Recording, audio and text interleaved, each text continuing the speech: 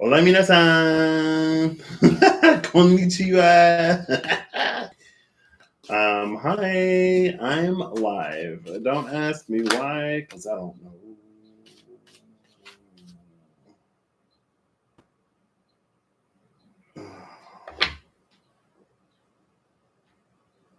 We'll put him back. Ugh, envy and hostility. Well, hostilities came out and envy was at the bottom of the deck. And honestly, if I don't have to today, I'd rather not. So if it's meant to come out, it'll come back out. I'm using the energy oracle cards and the fib makers. I feel like I want to use it so much, but I don't know. The reading well is kind of dry. I feel like a lot of wells are kind of dry right now, honestly. I'm just like living life, you know what I mean? Like, I don't know, what comes up, and I do my best not to stand in my own way and follow through with the things that I know that I need to follow through with. Journey. Okay, all right. So using the energy oracle cards, I still want to use it in Dream Tarot. Oh, this is interesting. 2 and 27, which is Feb 27, which is Pisces. I'm pretty sure I know somebody born on the 27th. Journey and walking away.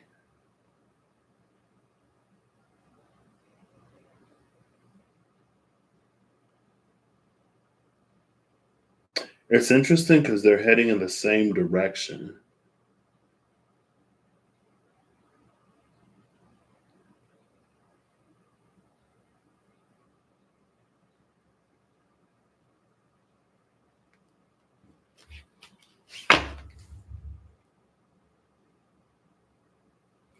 There you go.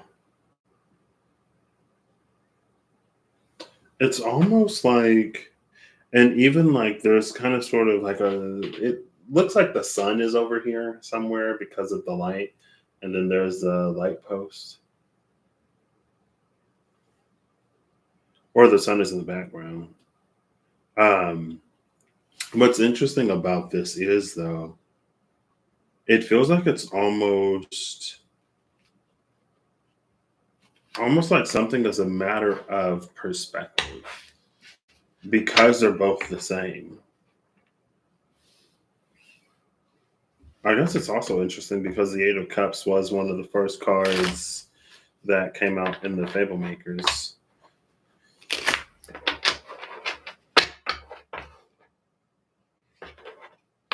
Ooh. I'm so intrigued of what's coming. Because when I've like shuffle up the decks before or after a video, like the cards are just like, I'm like, what's happening? Nothing that I didn't ask for, but still, like, you know what I mean? Okay. That was, oh, okay. They flipped over. I was gonna be like, that was so weird. It felt like cards fell out, but they didn't. 4 cards. Okay. What are 4 and 4? I love. Oh, we'll see. I love using the water alchemy and astrology. The wild unknown alchemy and the wild unknown archetypes. We have adjacent possibilities, journey, strategy, and the thinking man. 24 to 21, 46. No, 24, 21, 22, 24, 23, 47. 47. Like if we add up all of these together, adjacent possibilities, journey, and strategy, it comes up to 47. And then the thinking man is card number 46. Bottom of the deck is attachment, which is a 5.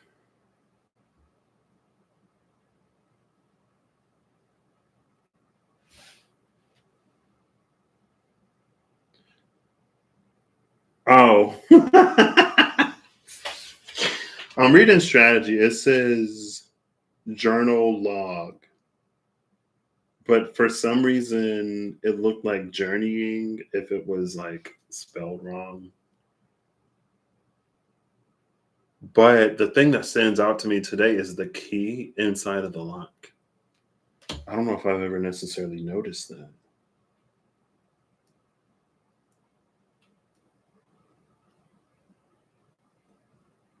And it's interesting that this strategy is a journal or a log because when it comes to like strategy, I would almost think it'd be more like an edict or at least like war plans or something like that, like battle plans, a list of people or something, but it's a journal.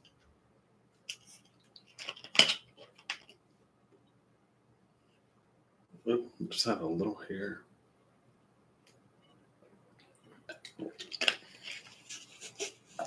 Excuse me.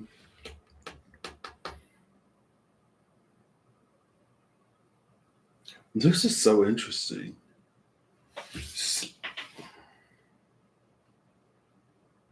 This is almost a little Cinderella.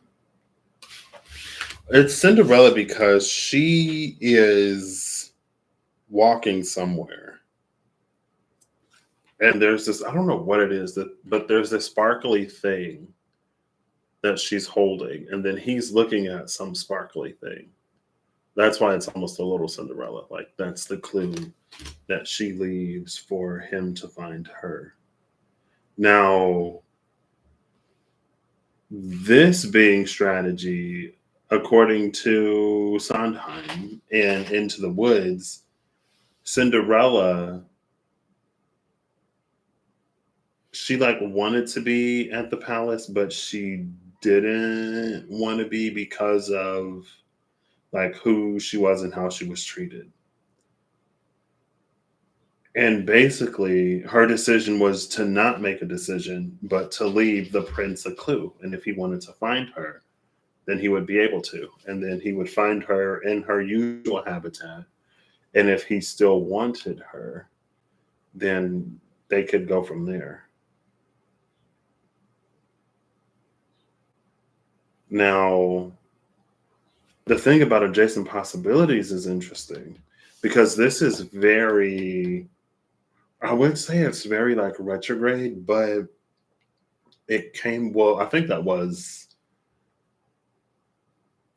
either Venus in Aries or it was Aries season. Like the Six of Cups, the past has been coming up a lot.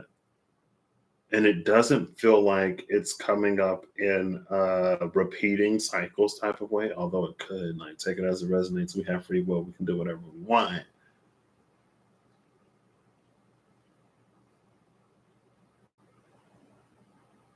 Because the journal is like considering where you have been on your journey, almost like reflective.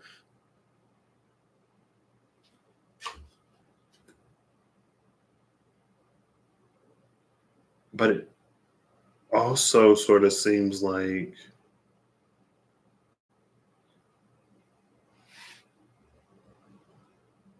I don't know, with some kind of consideration for the past. It feels like some kind of consideration from the past in some regard is going to be because attachment is at the bottom of the deck and Healer of the Ages is under attachment. 551. This may more likely be like there's an attachment that we still have to something in the past, or there's something in the past that is still affecting us. It's almost more like there's something in the past that we may not have necessarily had the opportunity to move on from, to walk away from, walking away. But it's almost like we've healed it, but we haven't had the opportunity to live that healing, if that makes sense.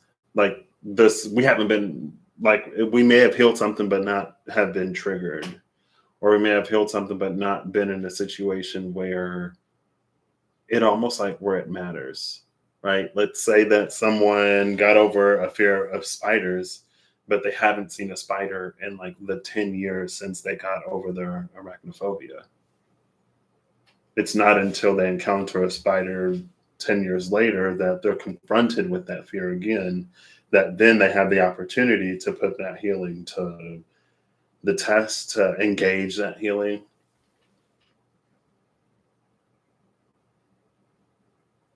Or it can be something that like heals an attachment. You know how sometimes we like overly romanticize the past?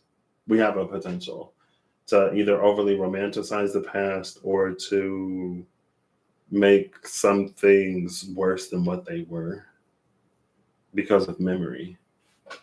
And it's almost like an opportunity to see it for what it is now. And then it feels like that helps to release an attachment so that a different choice or decision can be made. Because with adjacent possibilities, like they're all in the same neighborhood, they're all like right next to each other. It's very nexus. I was going to say nodal, but I like nexus better. Like there are many, like let's say that there is an encounter that is going to happen, and there are many different sort of like ways that it could go. And it's like all of those branching off of the same sort of choice point, encounter, decision. That's this nexus energy. Hello, Daniel. How are you? I'm going to look before and after the Six of Cups.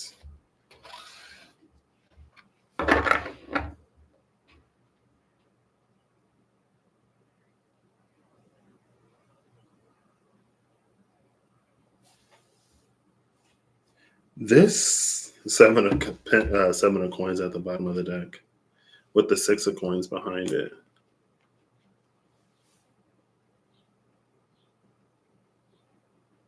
Ooh.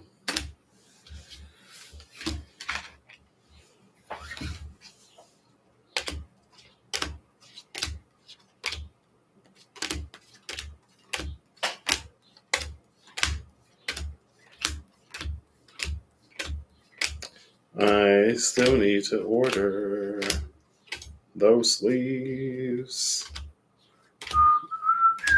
Six of Chalices. And to remind myself of what it is that I'm looking for.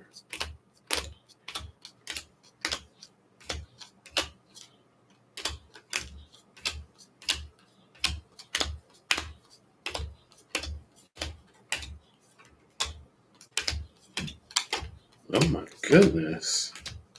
Is this at the top of the deck?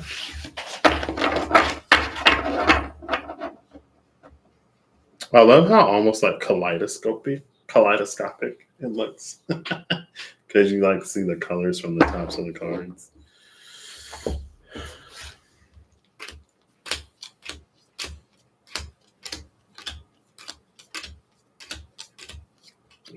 Here we go. Two of Coins, Six of Chalices, Three of Coins. Nine of Cups, Ten of Swords. What's that? Ten of Swords before the Two of Coins, Nine of Chalices after the Three of Coins.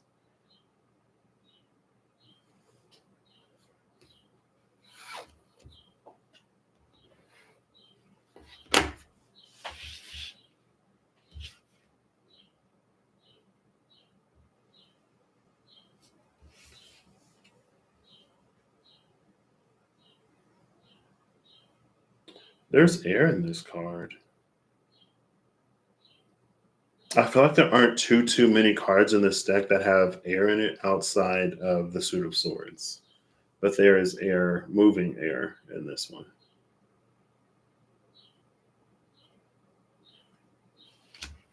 Two of Coins. Again, there's the one steady ship and the one that is like zooming.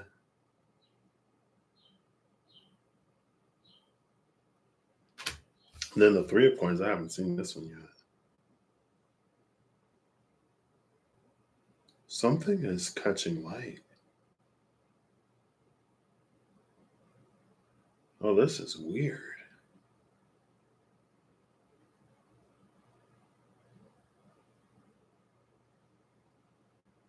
So, in these three things in the window, like, you see that there's like this traveling light.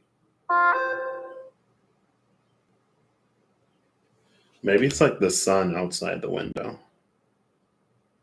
But the sun doesn't move like up and down, it moves side to side. That's weird.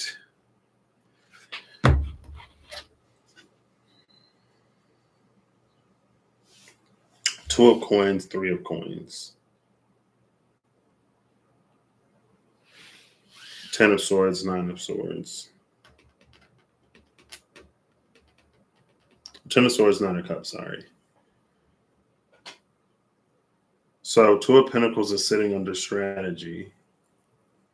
Adjacent possibilities is above the three of coins. And then the six of chalices that I'm looking for is in the middle. I separated the thinking man off to the side. I don't know why.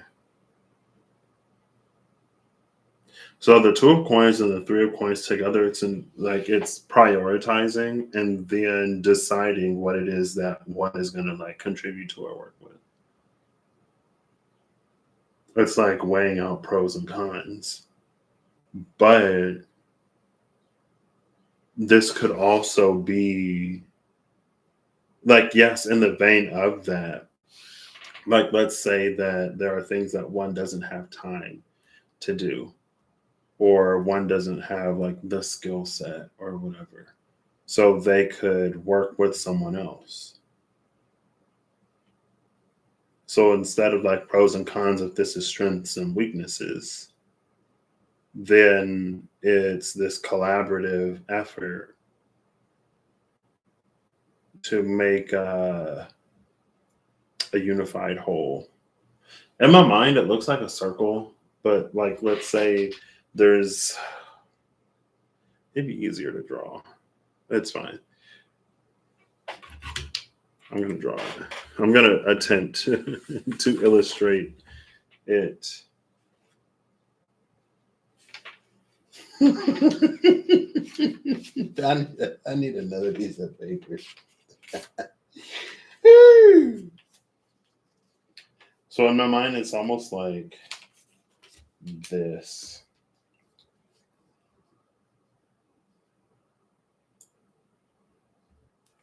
This isn't going to be accurate, of course.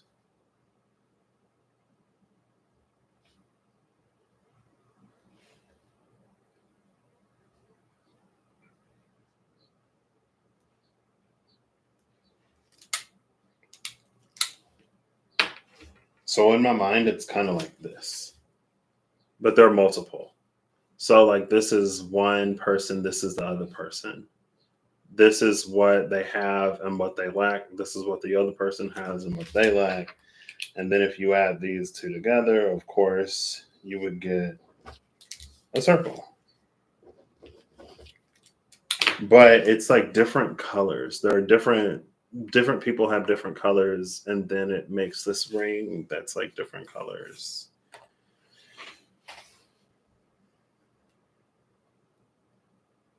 And of course, like, I'd see this person in the back. I've been seeing a lot of a lot.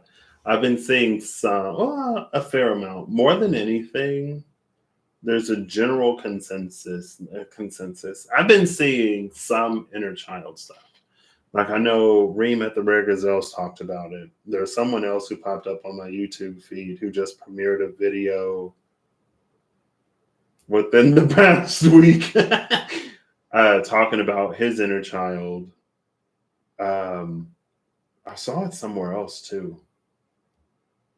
I feel like it was on social media yesterday. And I mentioned that because there's like an adult in the background.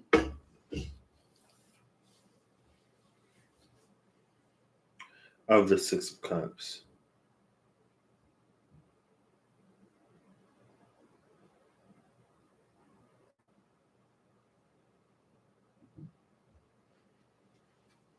Where are we going with this? I don't know. There you go. Can you see? Can you paint with all the colors of the wind? What came out last time? It was something about meditation, contemplation, things that move in the internal world, and the changes that are reflected into the external.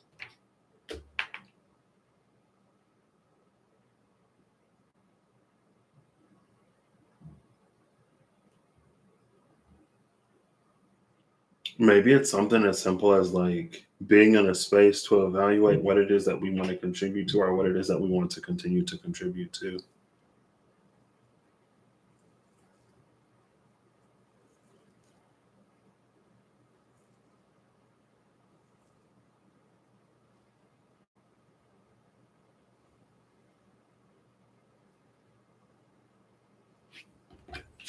I'm so curious about this strategy.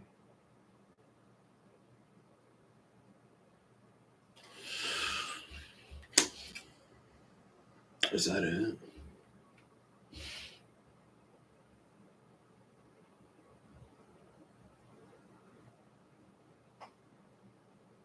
Sure. I feel like I still want something for this thinking, man. Let's get the Fool.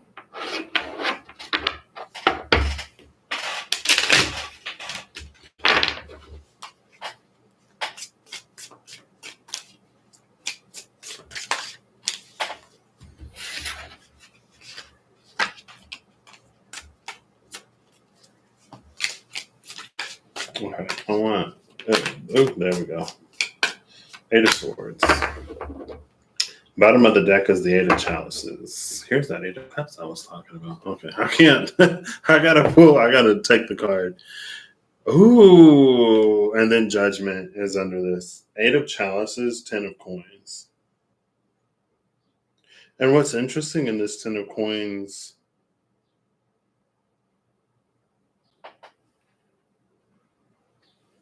okay. Oh, the tails are wagging. There you go. I don't know. I feel like there has to be a better way to. That's fine. What's interesting is that in this Ten of Coins,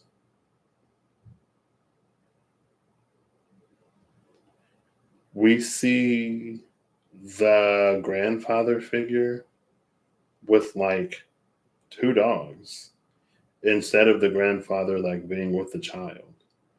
What's interesting though is like they're all on this path. Oh, is this like an ancestral handoff, low key? Like it feels like they're setting the child on his path. The child is grabbing onto the garment of the lady on the left, like it doesn't want to go. But they're encouraging the child. See how he's like, okay, it may not focus, but like it's bunched up under his hand. So you can see he's like grabbing it, holding on to it. They're encouraging him to take this path. Again, Eight of Cups, again, journey, again, we saw walking away.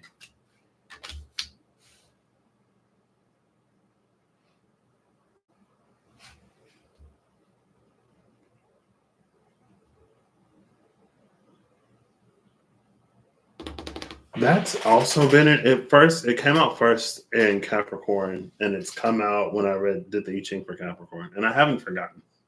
I contemplated just doing another I Ching, but it ain't happened.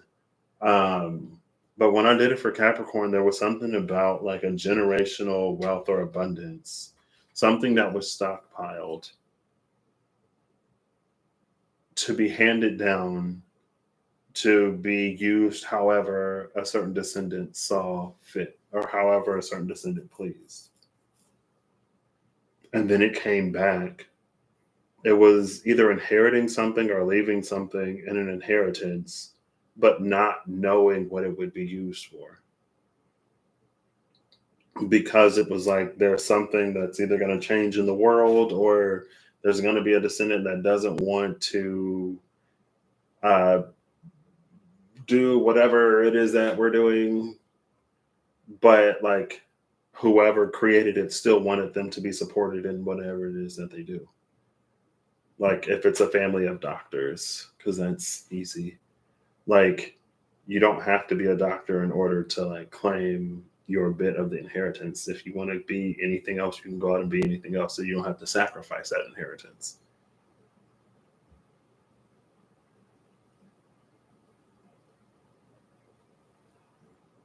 And I say that partially because the 10 pentacles are like all behind this person, this little kid who's like, it's like he wants the comforts of home, and his grandpa is already like, petting the dogs, like, and they're like, okay, you're fine. This is like, what, Pokemon when they turn 10 years old and then they go out and they become Pokemon trainers or whatever. It's time to go out and explore the world.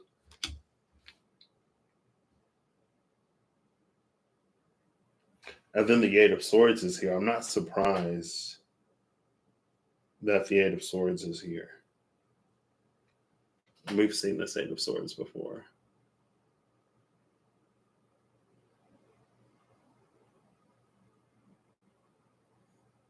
There we go. I need to like the Eight of Swords with the thinking man, groundbreaking.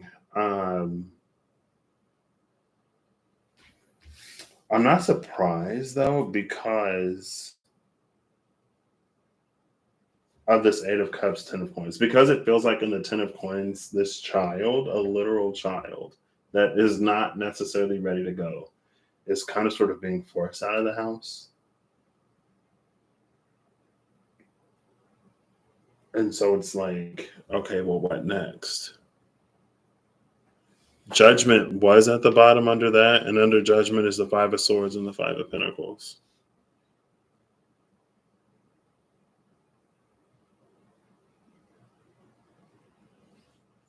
There's Judgment if you're curious.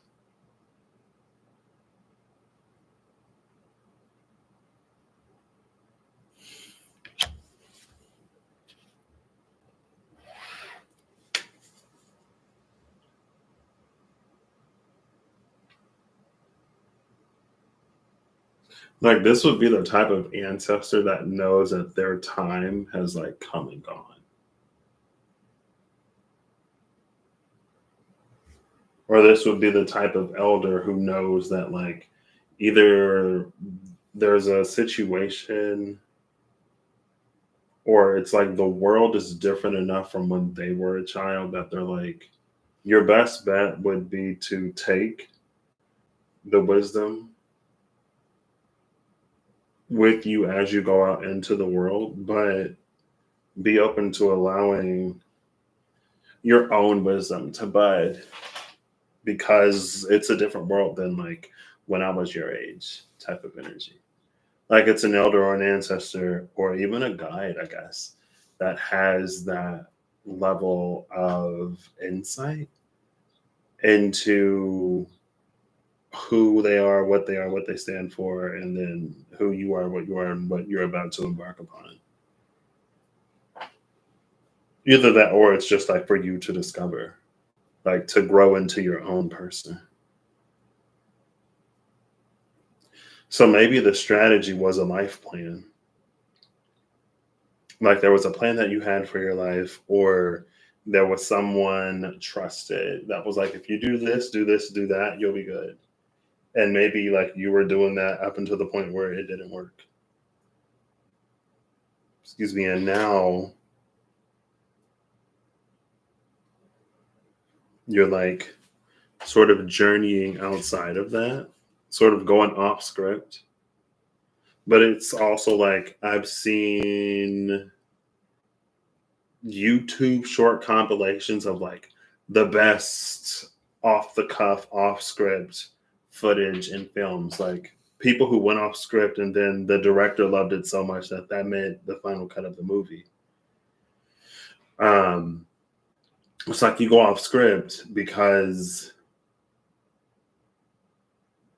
maybe, and again, like maybe there are some things that worked And maybe there were some things that didn't. It depends on if you want to be stationary or if you want to move. There's one ship that's very still. There's another ship that's like moving, that's riding the wave, by the way. That's not a ship that's going to be like capsized by the wave. It's on top of the wave. That ship is riding the wave,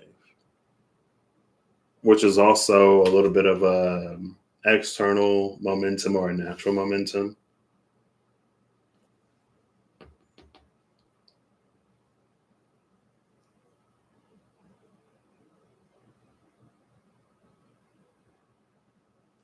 Um,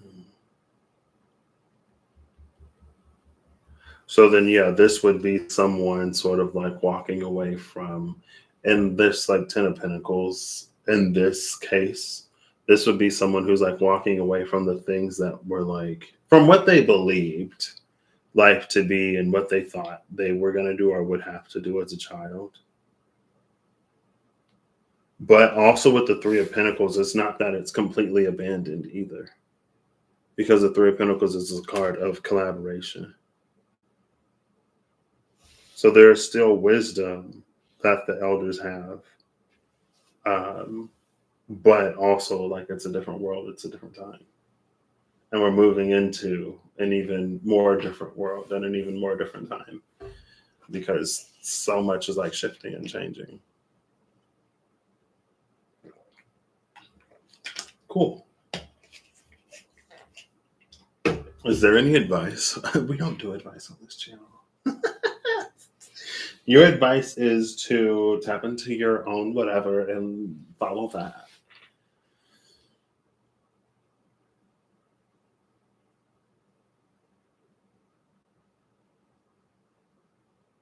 I really wish y'all could see the way that he is like holding on to this. They're like not forcing him out of the doorway, but or like this could also be it could be like an apprenticeship type of thing. Like maybe someone like was in a time of deeply personal spiritual learning and growth and development within their own life. And that time of like almost like a hermit type isolation, almost given Sagittarius, Virgo, Scorpio. Sagittarius and the like sage, Virgo and the hermit, Scorpio in its depth.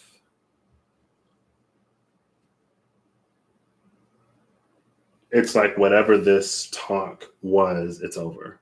It makes me think of any show where there's like a training arc, where they go somewhere else to train, or they go somewhere else to learn, they go somewhere else to develop, and then they have to go back home and face whatever challenges awaiting them. And then maybe like the child is like, but wait, like there's still so much that I don't know. And they're like, you'll be fine.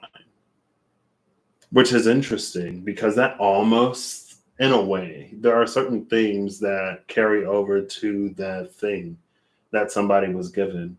And it was like, you'll know what to do with it when the time comes.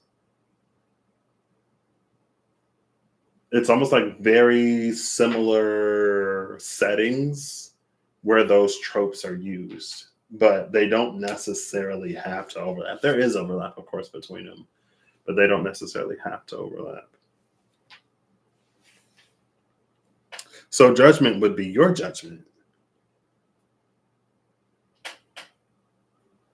Cool.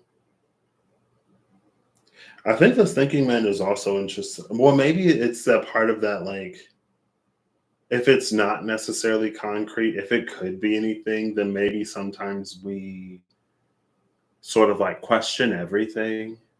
Like, look at that pebble on the side of the road. Like, does it look suspicious? Does it look like it's out of place? Should we go and inspect the pebble? Type. And maybe it's a magical, like you never know, or maybe it's just a rock. But it's like it's almost that kind of because of the way that he's like looking at this. Like, is this important? Is this significant? Is this like the reason why? Whatever.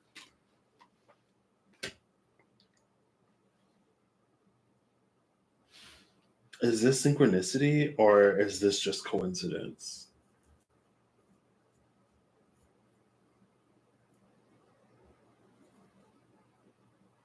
See, but with the strategy, I'm going to pull before and after the contract. And I'm not going to shuffle it as it is. Because with this strategy, it seems like it was planned. But again, that goes back to that Capricorn and whatever the other energy was after Capricorn, where the ancestor already knew that one of their descendants would go completely off script or where something would change and they wanted them to still be supported, even though the ancestor or whoever is accumulating the wealth, if it's like actual money, even if they don't know what it is, they know enough that they know enough to like leave it for whoever is to come. Is that contract? That was contract. 35. That is interesting. A little personal synchronistic moment. So we have the thinking woman. Who is the actual 47?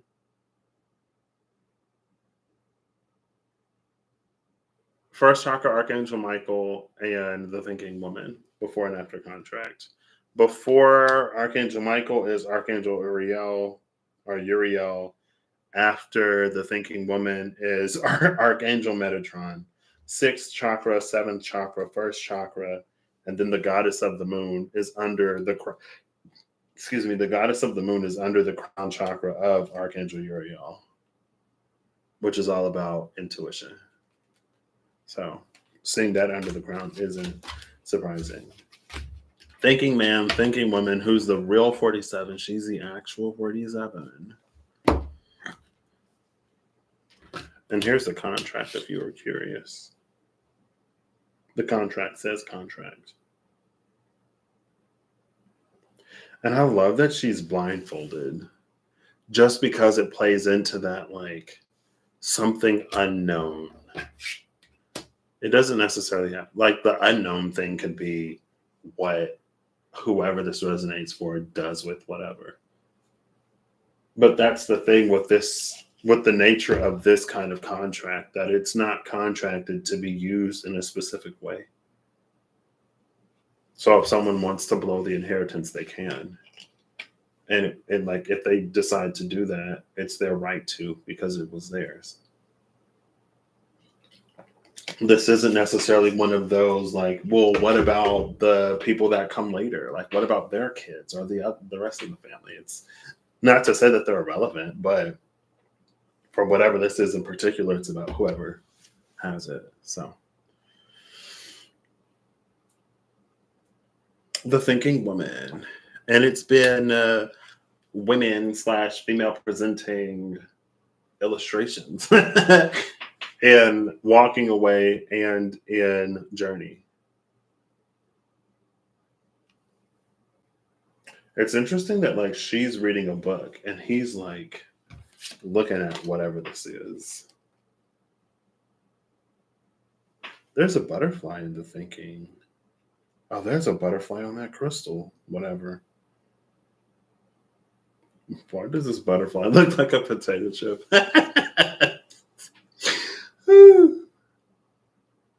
Looks like a Lay's original. Like 2 Lay's originals.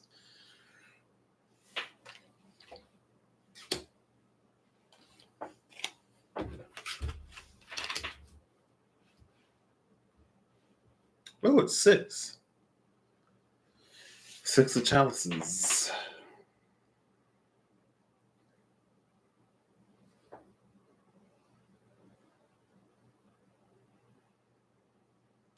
Metatron and Uriel. It's the third eye and the crown. The third eye and the crown is almost like a future vision type energy. The third eye and a crown, it's like I've never done it in real life. I've wanted to, but I've never done it. I don't even know. It's like if you go to like a website that sells furniture, and they have like a augmented reality thing, like an AR thing, where you can see what it would look like if the furniture was like actually in your place. Or they'll have it with glasses, and like you can upload a picture and then you can like see what you would look like with different pairs of glasses. Like that's this crown third eye energy. It's almost like the ability to see something as it could be or as it will be, but as it could be.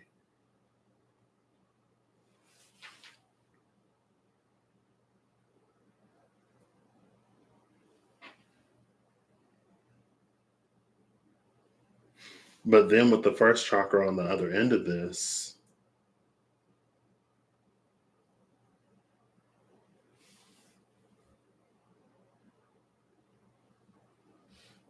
the first chakra on the other end of this gives it an interesting uh, twist, an interesting catch, an interesting turn. You tried the one with glasses? Okay, yeah. Hey, how you doing, Sandra? I think my mom did when she got her new glasses. I've always wanted to do like a furniture one, but hey, Holly, how you doing? But I never did. It's not too late, but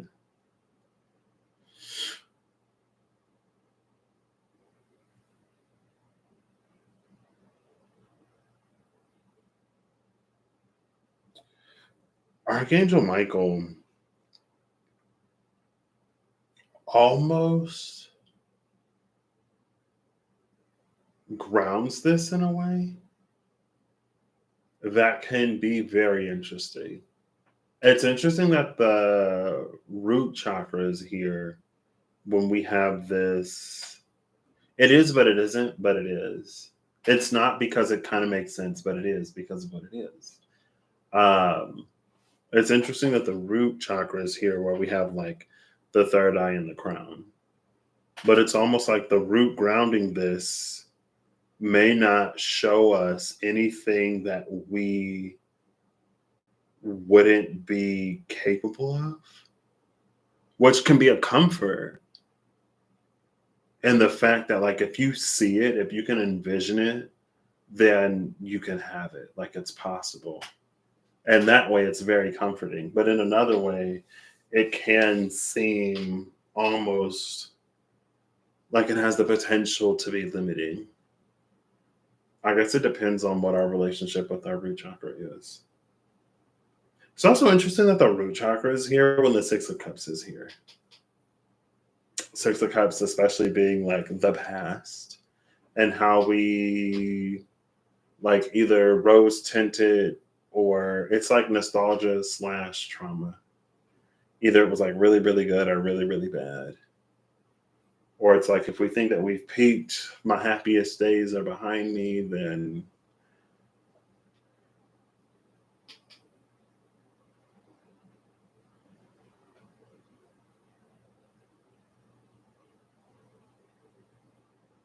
but again, adjacent possibilities is here. Adjacent possibilities, it's an energy, especially on this, where it'll go as far as we go. It's like life is like a mirror. You won't get anything out of it that you don't put into it, or whatever that saying is.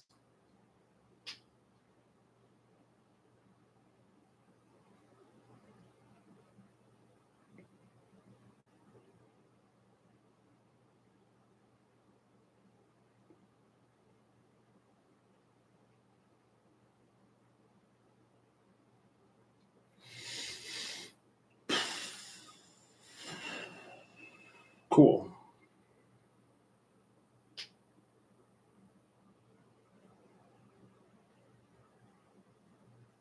Kind of want to put this up here since it's like 47 and this is 47. I was like, this adds up to 47, and then card number 47 comes out.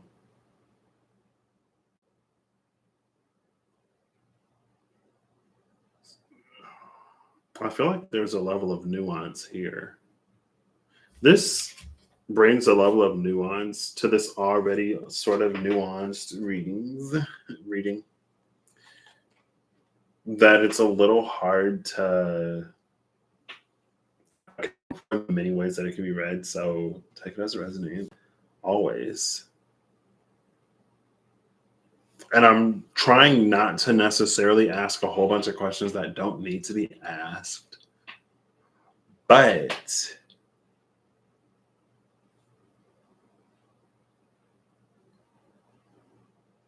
yeah, I'm just like. So the question I ask myself is that, like, there's this thinking woman who's reading the book, and we see all of these closed books on the contract. She's holding the scales and she's blindfolded, but the thinking woman thinks that she's gonna. It's almost like there's nothing there. It's almost like it's a blank spot.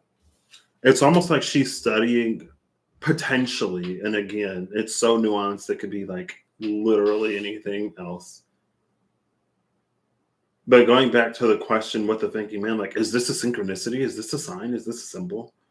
It's like she's looking at a blank canvas, trying to piece together like what kind of sign symbol, what kind of sign, symbol, or synchronicity it is. But the blank canvas is hers for the painting.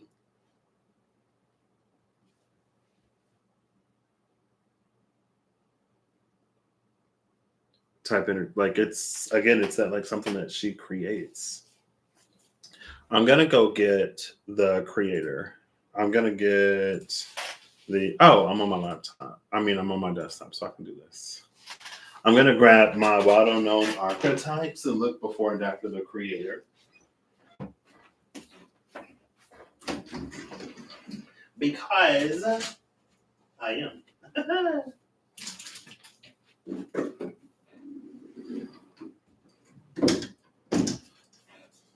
I don't know. I guess I'm not surprised. These eclipse-ish, solar eclipse-ish readings have been interesting. I'm not surprised because, like,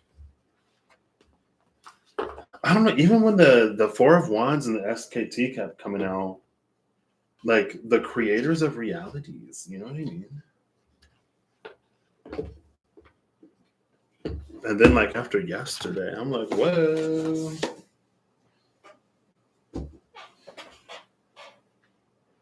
Braille is read from right to left. So is Japanese. Is it 2 or 4? Woo, it's 2. Right to left and top to bottom. I guess it's top to bottom before it's right to left. Because you go do do do do do do do do do.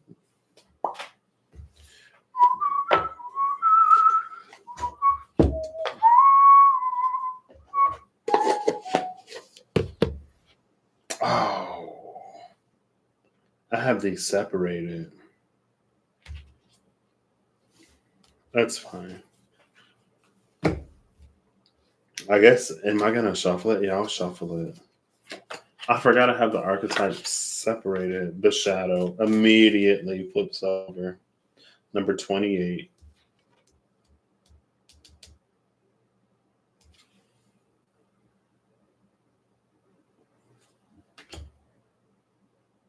It's almost like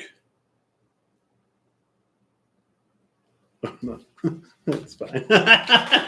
I'm gonna put it back. It's fine.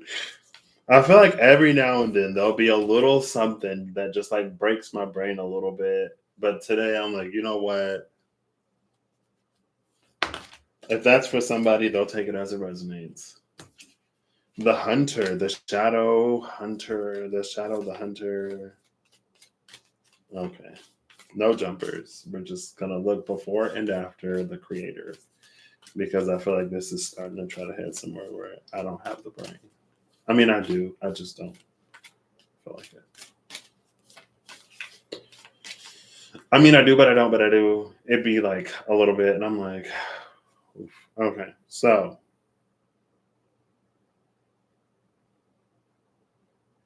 I'm going to pull from the top. We're looking before and after the creator. The destroyer. The destroyer is the first card that comes off at the top. Cool. That's not who we're looking for. It's number 23. The destroyer and the sustainer. Now, if the creator is next, that'd be kind of wild because thank you. Excuse me. If the creator is next, that'd be kind of wild because the destroyer, this is into the creator. 23, 24. Number 24 is adjacent possibilities. And 23 is not on the table. The Starborn, womp womp. The destroyer, the creator, the destroyer, the sustainer, and the as of yet uncreated.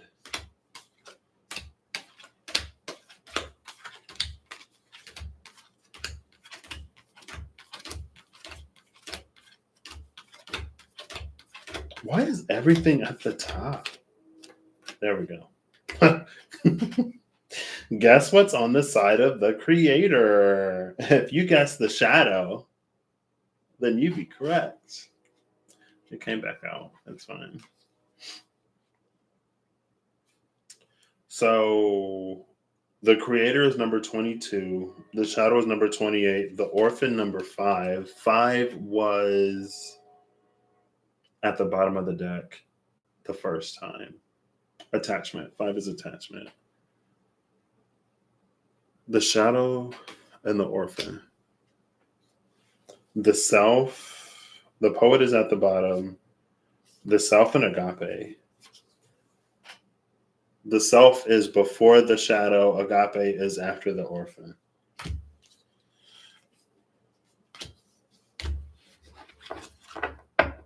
Why did I look for the creator? Because of this. The shadow and the orphan.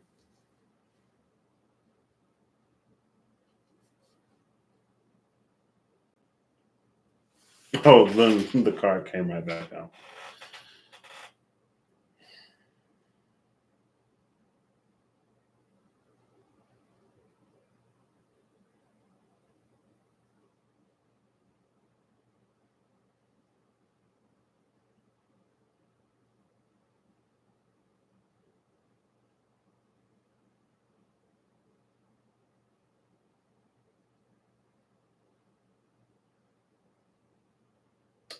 This is giving me tragic backstory vibes because so we have the orphan and the shadow.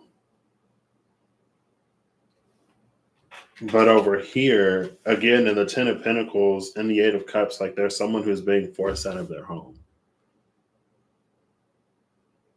It's very like what Superman when Krypton was being destroyed and they put him in a little spaceship so that he may live. It's very like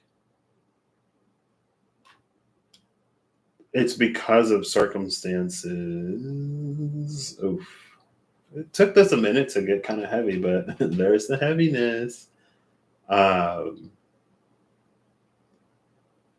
This is an energy where like it's because of circumstances that something is the way that it is.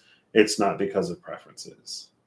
It's not for a lack of a desire that whatever is what it is. It's literally like circumstances.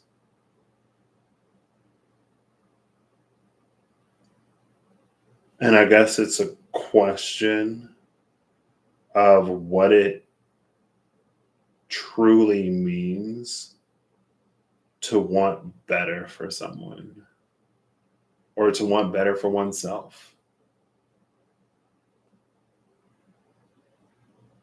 Because sometimes you got to do the hard things.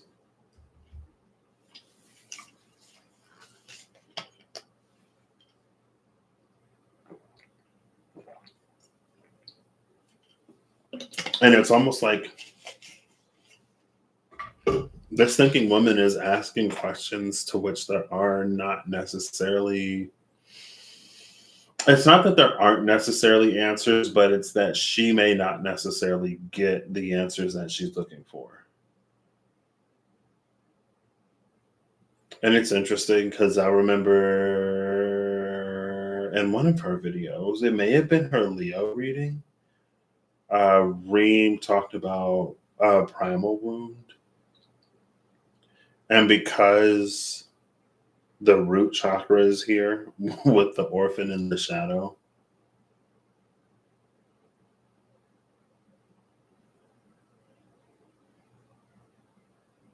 Uh, but yeah, it's like it asks questions to which either there may not be any answers, or it's asking questions that they won't that one like won't easily at the very least get answers to. And it feels like it creates a need for some kind of closure. But it would also be a situation. It's not that it's impossible, but it feels like it's just like a situation that it would be very hard to get closure externally in, like a situation in which it's hard to get closure externally. And so there is this sort of like lingering question, which is why it's given that like primal wound type energy.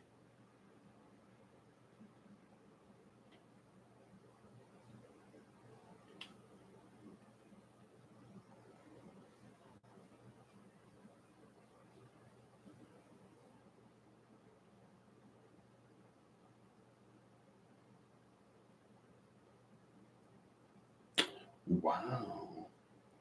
Well, might as well get archetypes of might as well keep going with archetypes now. Oof.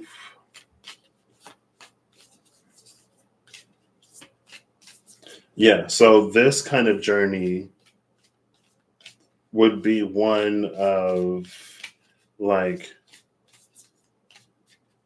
unlearning and learning for sure. And there's almost this like um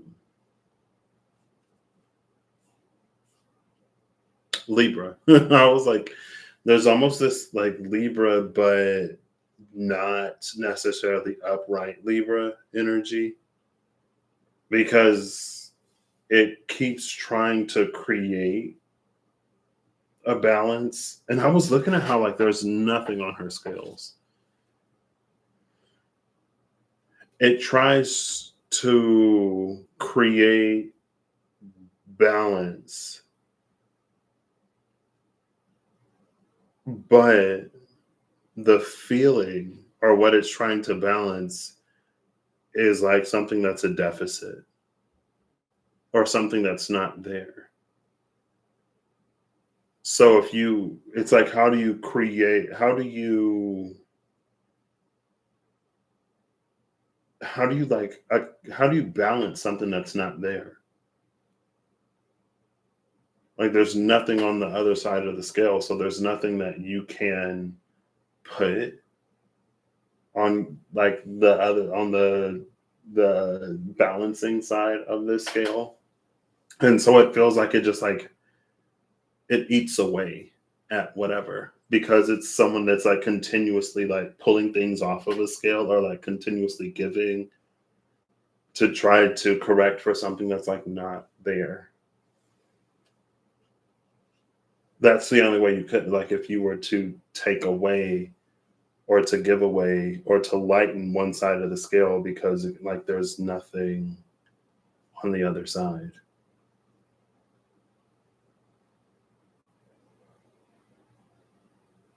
And now like this six of cups, like the two of coins, six of chalices, three of coins, it's like someone who's like grown up with something and someone who's like lived a certain type of way, and their journey, excuse me, their journey would be about like, again, reaching a point where instead of like giving away or trying to take away, or instead of trying to make oneself hollow to account for something that's not there, it's about like almost building the other side. And then that gets back into the crown and the third eye, with that, like what could be, with that augmented reality vision, to see the things that aren't there, but to be able to see something in a place that one hasn't experienced it.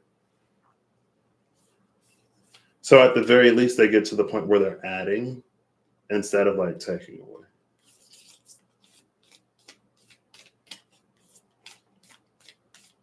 And it's almost like someone who's playing by a different set of laws. But like a different set of metaphysical laws. It's not like it's not necessarily an entirely different set of laws. It's almost like there's someone who, like the 7 hermetic principles or whatever. I don't know. It's been a minute. Like they sort of rank them in a different way. They rank them in a different order because of what their experience in life has been. Like there's something about how they navigate differently because it's a different background, it's a different set of experiences. And so even if they use all of the same tools, like they would use it in a different way. Speaking of tools, all right, I think it's about time that one of you, thank you, somebody flipped over the vessel.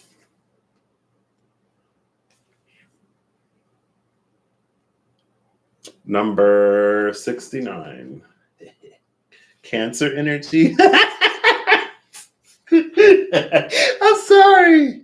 I'm immature. I can't help it. 69 and 70. This is the first time that we've seen it increase from 69 to 70, because it was 47, 46. It was some number, and then the next number under it, I forget where. Well, technically, so the card that came out before I put to the right, and the card that came out after I put to the left. So technically, it was 2 of Pentacles before and the 3 of Pentacles after. But because of how it's laying on the table, it reads as 3 of Pentacles, 2 of Pentacles. And again, it's that energy of like trying to correct or trying to balance something that's not there. Trying to balance for a lack of something means that we're constantly like taking away. Because anything is greater than nothing. But now it's like going the other way. The vessel and the thread.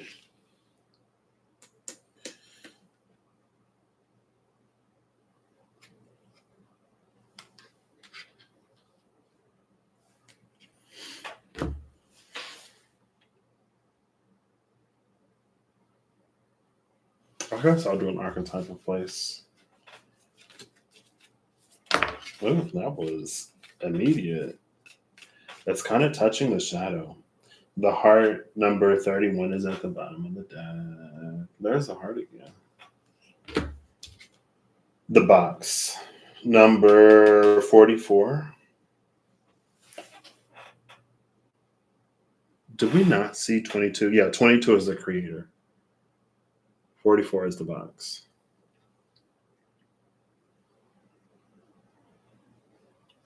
See, that's the thing about life, or the thing about journeys that's challenging but interesting. It's like we're expected to, not expected.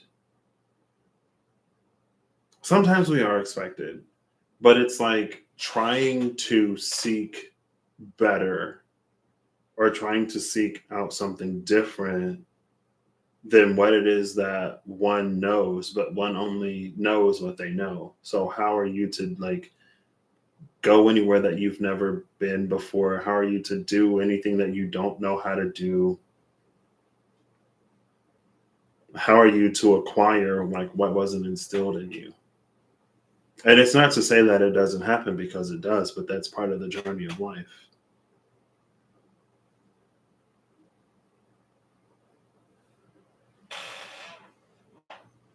But it feels like that's the box. The box is this conundrum of like, you have to have 3 years of experience to get an entry level position. My brain is like, what? It's the thing where you can't get a job without experience, but you need experience to get a job. So it's like, How does that work?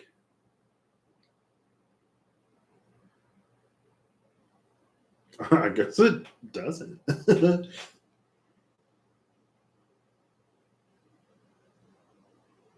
And I feel like it's almost like that's a part of it. Part of like a breakthrough is realizing that something is almost nonsensical or impossible. Because it's the question of like, how does that work? It doesn't work. Which sometimes is kind of the point, but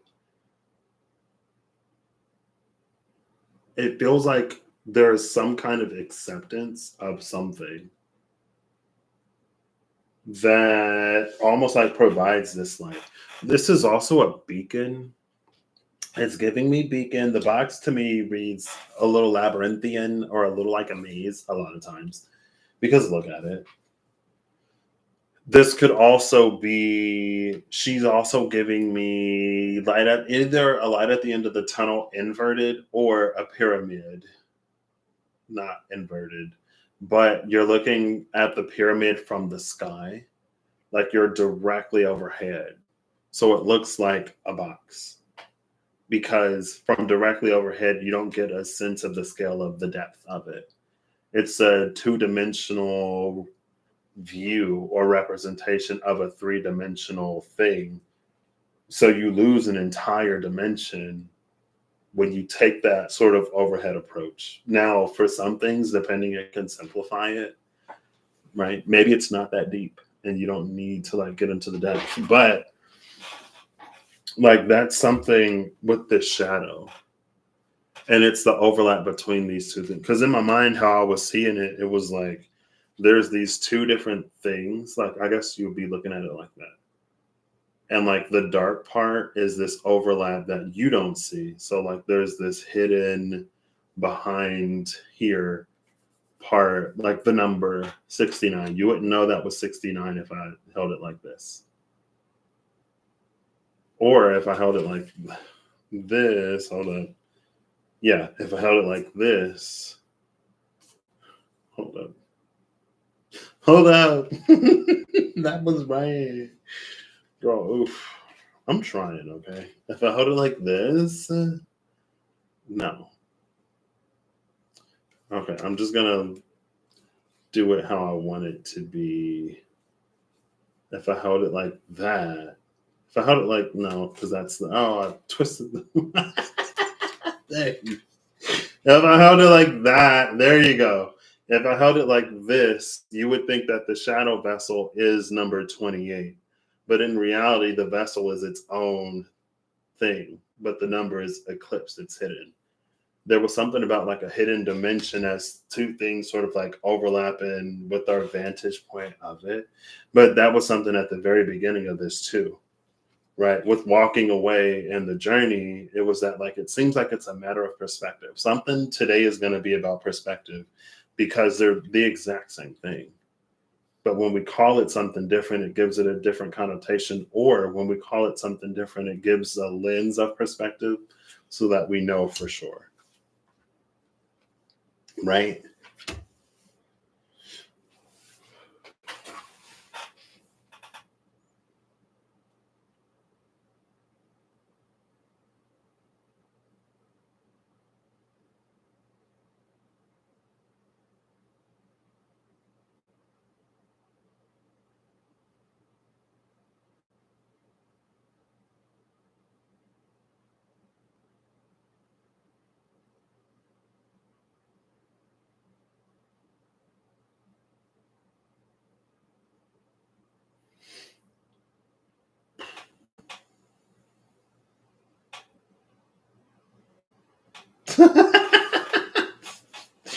I want all of my cards to be holographic. I can appreciate a static image when I see one. Um,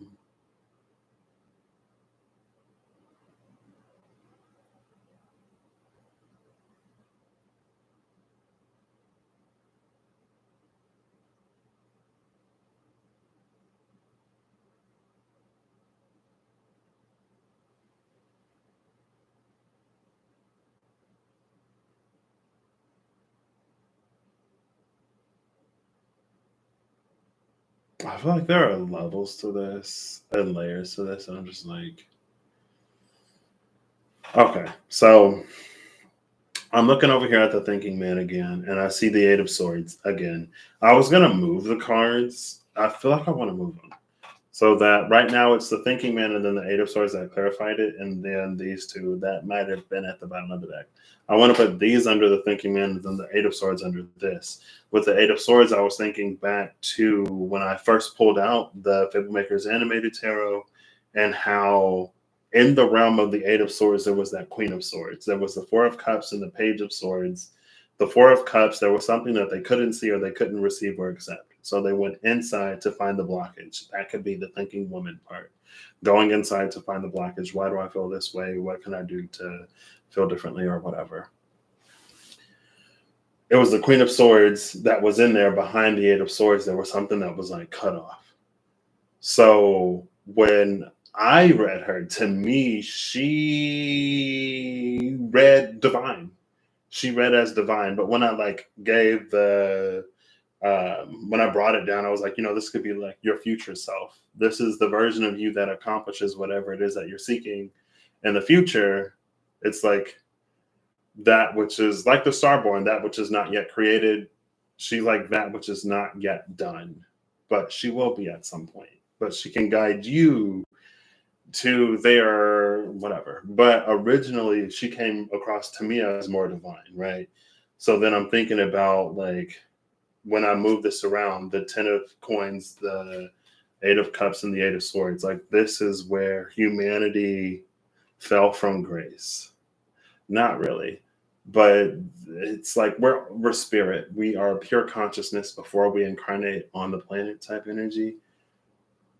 And then we undergo a separation. Like we go from spiritual whatever to incarnate on earth, and it's like it's hard and it's rough. But there's almost this memory, because this is the thinking man over here. It's like there's almost this memory of being a piece, a part, a fragment of the divine, and being able to create. And so with the thinking man, it's almost like man, especially in a lot of patriarchal organizations, societies, countries, places, man attempts to do on earth what they did when they were divine, which is to create and establish blah, blah, blah, whatever. But man seeks to do it in the way that he can, because man can't. Well, I guess unless like one is an artistic, a creator, because you can create realities imaginal. You don't even have to necessarily put them out there. But it was like that the thinking man attempts to recreate what it assumes or what it remembers about when the part piece fragment of it was the creator. My brain right now, honestly, like I've been having dreams. I told my mom earlier, it's like for the past few days I've had different variations of the same dream over and over. Again, there are some dreams that I have where like they'll repeat, or there'll be like a phrase or a message or the moral of the story of the dream that repeats, so that when I wake up, I remember it. And I kind of sort of do mostly, unless I go back to sleep, or unless like I have to get up and I'm rushing to like get ready or whatever, then I forget. I lose it in the rush. But it's been a few days of like I kind of get it, but I'm like in the dream it makes sense, but when I wake up, I'm like like, what does that even mean? So that's another reason why I'm just like, it's not been a few days to try to get anything intelligible out of me, because part of my mind is still like processing, trying to reclaim or whatever. I don't know. Anyway, this, I don't know what that is, but this is that. It doesn't have to be that, but that it came across as that in some way. But then there was again, like the reading yesterday, where It's that 4 of 1. I'm going to grab the SKT Vitruvian. No, Revelations. I'm going to grab the SKT Revelations. And I'm going to look before and after that 4 of 1s. The 4 of 1s that kept coming out. As it already mother and is.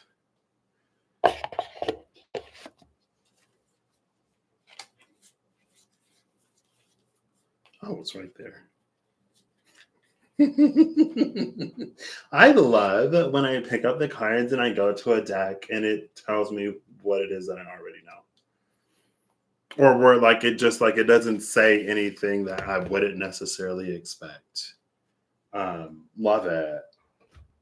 So the Demiurge 4 of 1s is in between the grotesque and apocalypse. Now apocalypse is judgment, last judgment. We've already seen judgment at the bottom of the deck. When I went and grabbed, was it the 2.6? When I went and grabbed something and it was like, it's your judgment. Like, it's up to you to do whatever. I think it was when I grabbed, it was under the 10 of coins.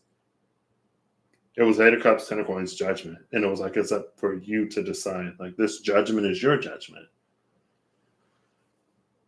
But then we have the grotesque on the other side. The grotesque in this deck in particular is literally the part piece fragment of the divine that's within us. But it's the one that we spend so much of our early lifetimes like distancing ourselves from, because living life on earth is hard. And so, yeah, it's like that part piece fragment somehow, like that part piece fragment with the Demiurge 4 of 1s, I'm not surprised to see. Apocalypse, because we already saw judgment, I'm also not surprised by. But also in this apocalypse card, something is like in our hands. The Kabbalah tree of life is in the palm of our hands.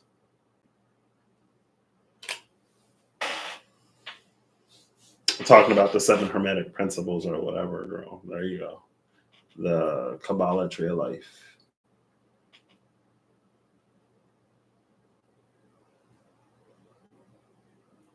The Emperor is at the bottom of the deck, if you're curious.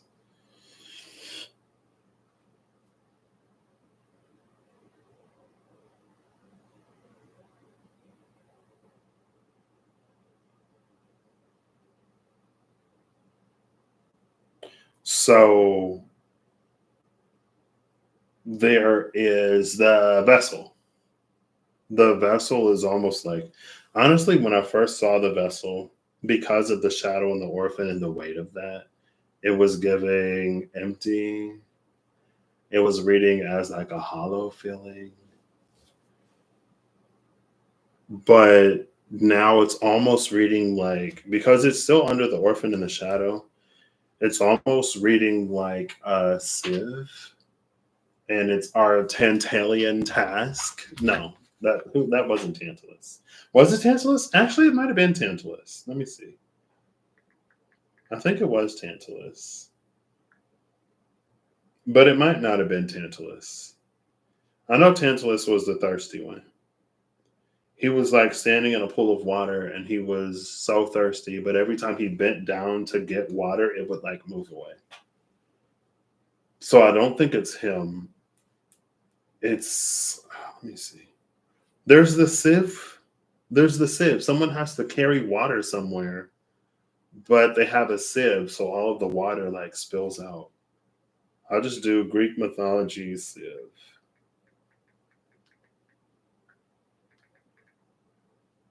Sieve of Eratosthenes,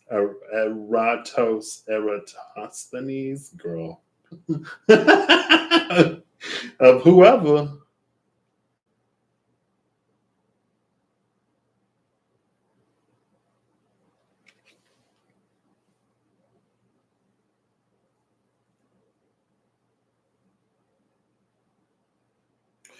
The Danaides were punished in the underworld by being forced to carry water in a jug with holes, so the water always leaked out. One of them, however, went straight to Elysium. I don't know all of this myth, but so one person goes straight to heaven, Elysium, and the other ones are punished. It's almost given like the vessel is almost given that. Like we are the vessel of whatever, the divine holy light. We were made in the image of the creator, but because of our natures or because of life, it becomes difficult to like not just leak and ooze all of that divinity all over the place.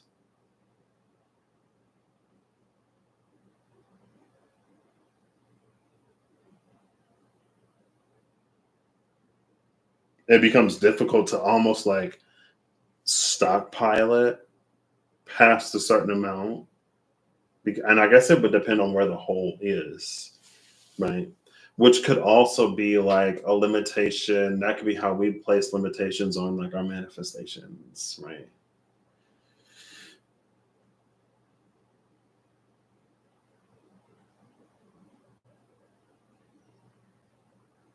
Now, obviously, I could draw parallels to the Destroyer, the Ten of Swords. Oh, the Ten of Swords is literally okay. Well, the Ten of Swords was here. Judgment is still at the bottom of the deck. The Ten of Swords was here before I shuffled up the deck and got more cards. It was the Ten of Swords and the Nine of Cups. The Destroyer, especially in the Revelations edition of the SKT, purifies the vessel to receive a divine gift. I can make that comparison. I'm doing it now. I didn't necessarily want to, but it's done. And it's very Herculean labors almost. But that was almost the energy with the salamanders too. It was like whatever those seven little imp creatures were, I already forgot. Like the dealing with and the handling of them was not too strenuous with context to whatever card we saw in the Dungeons and Dragons Tarot however long ago. But those three salamanders were like bigger tasks. And then there was the bestower. The bestower is like looking at me, by the way. The bestower was like the final card after I like put all the cards together and shuffled one day or something like that. Or it came out when I just shuffled the cards one day. And it was a question of like, we've seen Mazzy in her trials. Mazzy has 3 trials. There were 3 salamanders.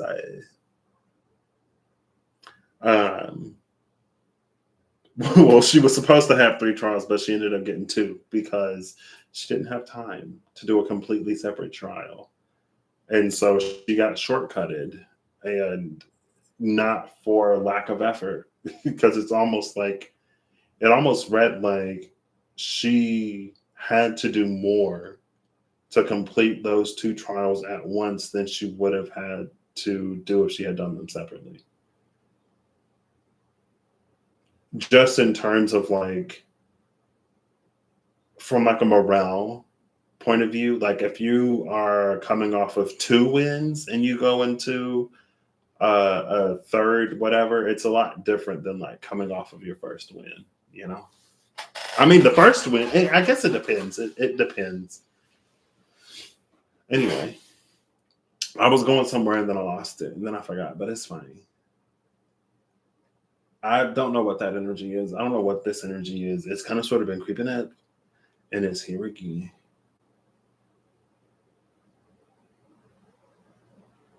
Now, the thinking woman, again, hers is all about like what she didn't have or what she hasn't have, what she hasn't had. And as she does her healing thing, the healer of the ages was somewhere.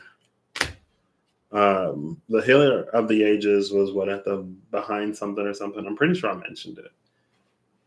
When she does that healing, she mends the holes in the jug. Pluto is still in Aquarius, speaking of jugs of water, I guess, before it retrogrades back into Capricorn again for the last and final time.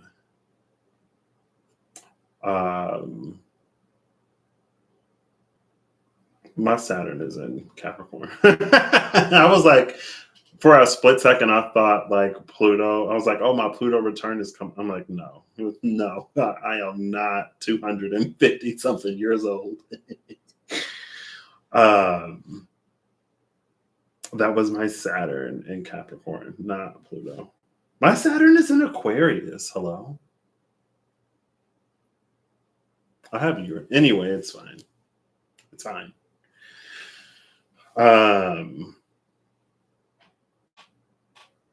Girl, I done lost my train of thought.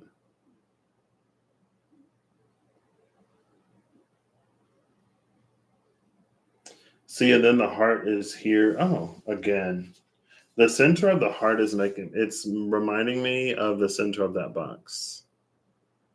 But when the heart came out, the center of the heart came out, it was like the heart is a portal to something like beyond the heart.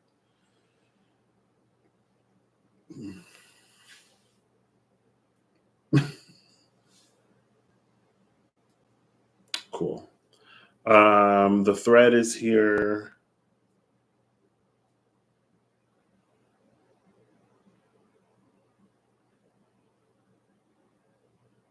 See, the thread was supposed to connect us to a place.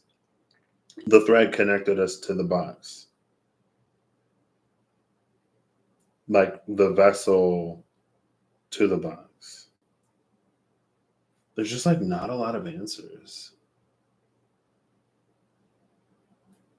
I'll drink some water after this. I'm almost done.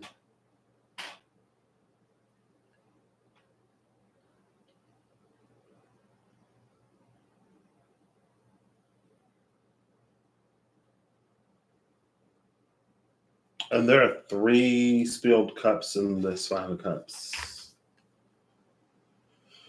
The 3 of swords, the 5 of swords is here. The 3 of swords came out yesterday. The 3 swords that the 5 of swords is holding, what makes him so indomitable is that something to do with the 3 of swords, something to do with what he has overcome. And that 3 of swords was interesting because it's a heart that beats with 3 swords in it, and it's not like bleeding out.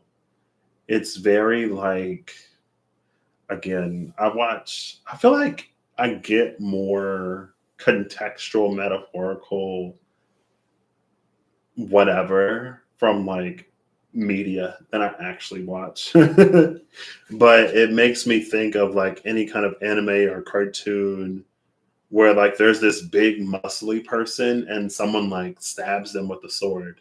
But what they'll do is like they'll flex their muscles around it so it doesn't actually, sometimes it does, sometimes it doesn't, where it doesn't like cut them, but then the sword gets stuck because they just like they flex their muscles around it. And so if the person is on the other end of the sword and if they're in a fight, now they're about to get pummeled unless they let go of the sword and back up because the body of that person isn't going to let go. But it was more so how like the body can be pierced, and because of its muscle tone and because of the work that's been put into building the body, it doesn't stop any functions at all.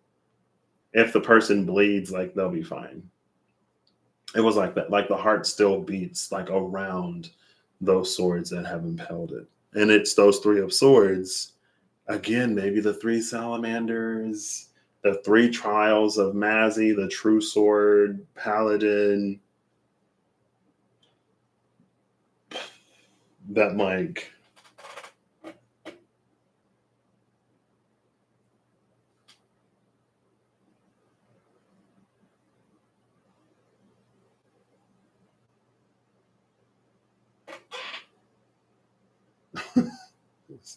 I got like so much swirling around in my brain. Every now and then I'll glance down and I'm like, So the thing that I'm looking at now, it's contract in the Eight of Swords.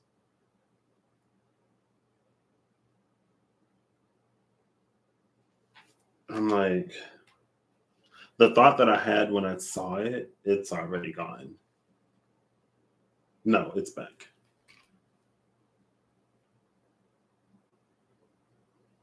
Cool. I feel like I should just end this. Maybe this is post solar eclipse. I feel like even outside of the solar eclipse, it's just that, like, it's the times that we live in. It's things that have always been there, but maybe it wasn't. You know what? I'm gonna get one.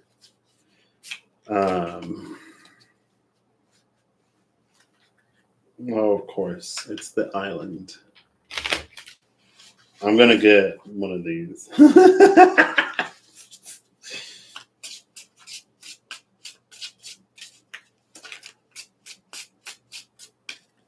Oh, oh, we got two cards that flipped over. Return to Nature and Candlelit Cavalry. They're both.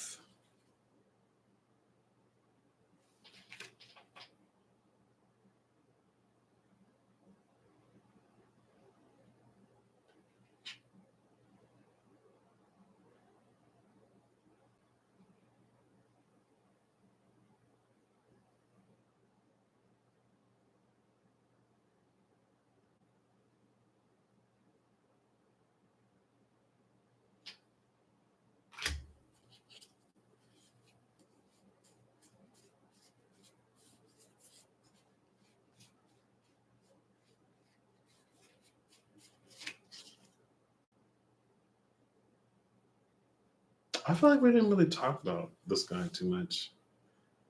Who's that? Asterion? Who? The Bramble Sovereign. It is Asterion. Asterion the Decadent. I accidentally pulled it up with the Bramble Sovereign.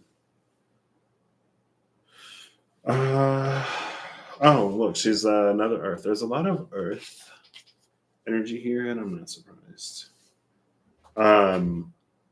Return to Nature is interesting because the boon of the Empress is that from the Deck Dungeon Challenge, from the first time I used the Fablemaker's Animated Tarot deck, the Empress's boon was that she could restore a destroyed natural area to life.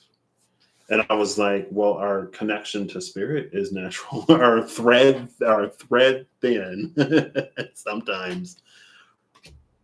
Our connection to spirit is natural, but because of life, it becomes frayed and damaged and whatever. And the boon of the Empress doesn't state that it has to be used on a physical location external. So we could repair that natural relationship within us, right? Return to nature. And then again, it's this like making the vessel capable of holding divinity in a way that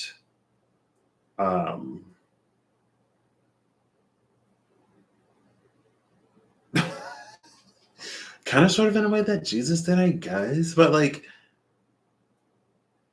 didn't Jesus say like everything that he did and accomplished, like we could do the same and more? So like turning water into wine, walking on water, a lot of water, the fish, 5 loaves and 2 fish.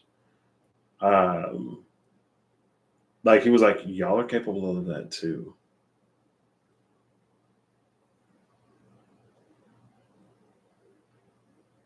But I think there's something about the way that there's something about the way that the thinking man goes about doing it that isn't necessarily. I'm not going to say it isn't necessarily helpful, because for somebody it may be. The way that Hierophants have done it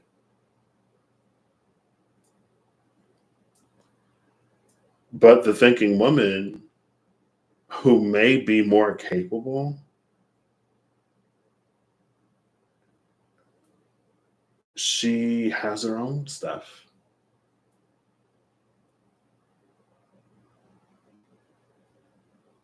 It's so weird that it's been, I guess it's not. It's just like it goes further or it comes out in different ways.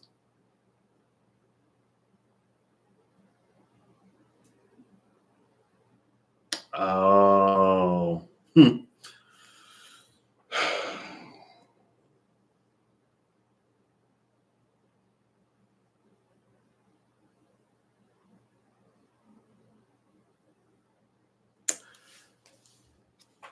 Archangel Metatron is like at the bottom of the deck staring at me. So that's what the contract in the Eight of Swords was about. So in the canonical Bible, there is Elisha who ascended to heaven while he was still alive. Like Elisha didn't have to, not only did Elisha not have to die to go to heaven, but also I'm pretty sure Elisha went to heaven before Jesus came and died for our sins. Like, I guess Elisha was really that person. Because I don't like my knowledge of the Bible is as incomplete as it is about a lot of things, but it seemed like it was nearly impossible to get to heaven before Jesus came and paid the price that he paid. But Elisha did it. And then in non-canonical Bible, we have Enoch, who also went to heaven, who is claimed to have become Metatron. And then here's Archangel Metatron. But when I saw the contract and this Eight of Swords, I don't know why I was thinking about this before I went live.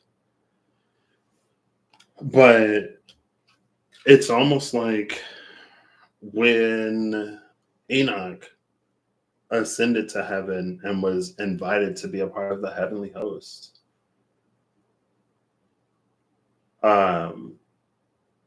It's almost like when he became an angel, he became timeless. He slipped into that same heavenly time, the divine timing that is not necessarily, I'm not going to say it's not synchronized to Earth. It's not a one-to-one whatever. It ain't as linear and it don't move at the same speed. Or even, I guess it could technically move at the same speed, but just be like years off. You know what I mean? Anyway, it's fine. So it's almost when Metatron, like timeless Metatron exists at a time long before Enoch. But for some reason, it was almost like these two together. For some reason, it was almost like Metatron knew that he was Enoch, but didn't. I guess that makes sense. Like Metatron knew that he was Enoch, but didn't necessarily know what he did to become Metatron. Like it's the terms of a contract that aren't clear. It's almost like Metatron can't go like, oh, I did this and I did this and I did this other thing at Enoch, and those are the reasons why the good Lord, not only raised me to heaven, but also invited me to be a part of his heavenly host. But again, it's like the part of me that isn't surprised is like the mysterious ways in which like God works. Like, I don't know if I've necessarily seen too many flavors of the divine that feel the need to give their reasoning or explanation as to why they do anything. Or they just don't like do it. You know what I mean? So it was that, but it was almost like, so that when the time of Enoch on Earth came, Metatron couldn't even necessarily help himself become Metatron because he didn't know like what he did.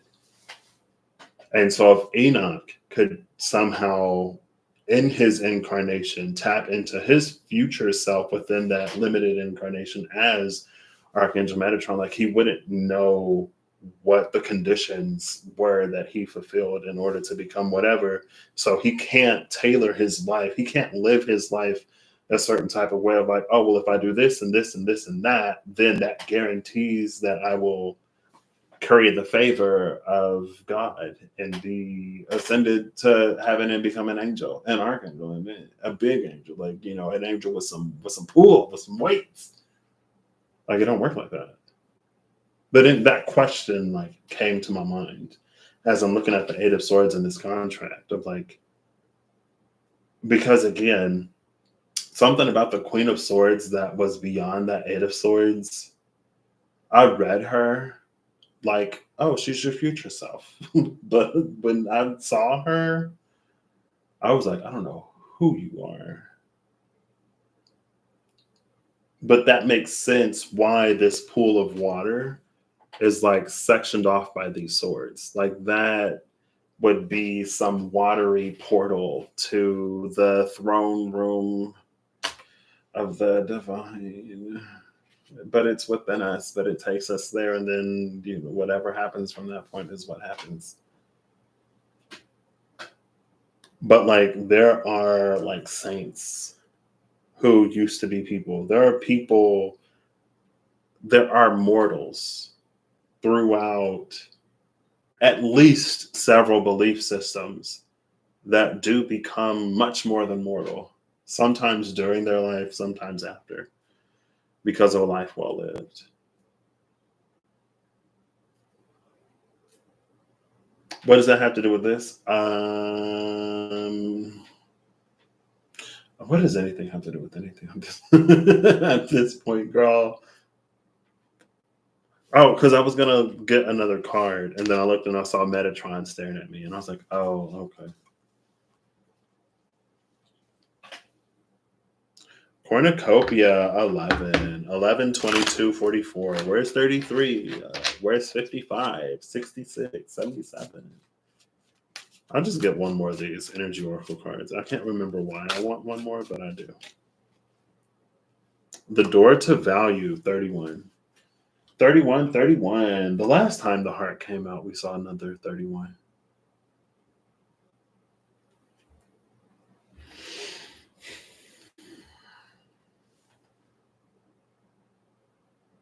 Cornucopia was at the cut. Number 11. Bottom of the deck is 44. 44 is on the table, is it not? XLIV, the woman holding a heart and the box. So here in another deck, we see that connection between the box and the heart. Cool. Love it.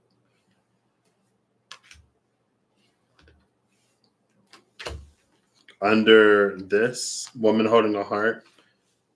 Oh. Is the temple path. Under the temple path is number 38, Archangel Raphael, fourth chakra, which is the heart chakra. There you go.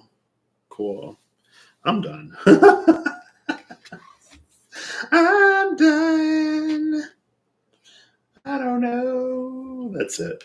Anything beyond here? Cool. Let's just get final cards. Okay. Return to nature and the Candlelit Cavalry. So when the Candlelit Cavalry came out in their booster pack, they were men who had natures of men. So when they were cursed with lycanthropy, they didn't become these savage, ravenous, insatiable, blood-hungry beasts because that wasn't their nature. They became the village reavers. They became the whatever. They were still righteous because they were righteous in nature. There was nothing that was done to them, nothing that could have been done to them to take them out of their nature. Not even being turned into a werewolf. You know what I mean? Because they're just that good.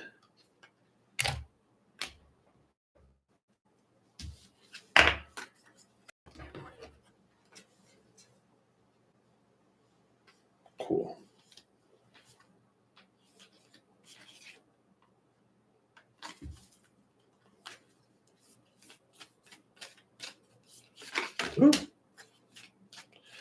The warrior mystic, the mystic warrior. The warrior is the final archetype of person with the mystic at the bottom of the deck. Take it as it resonates. Ooh.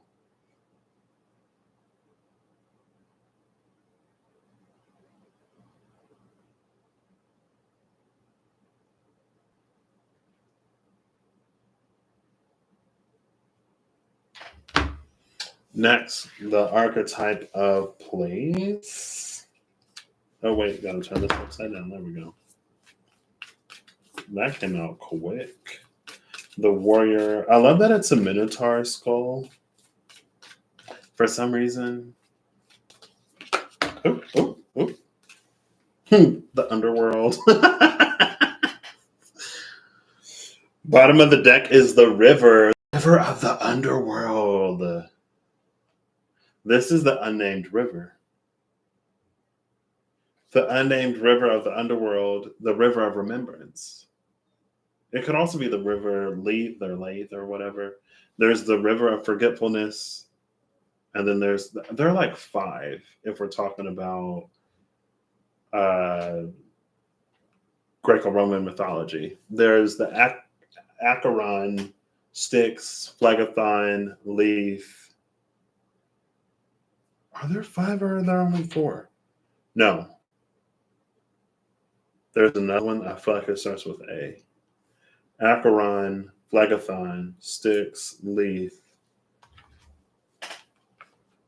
and another one. Rivers of the underworld. Can I just get a list, please?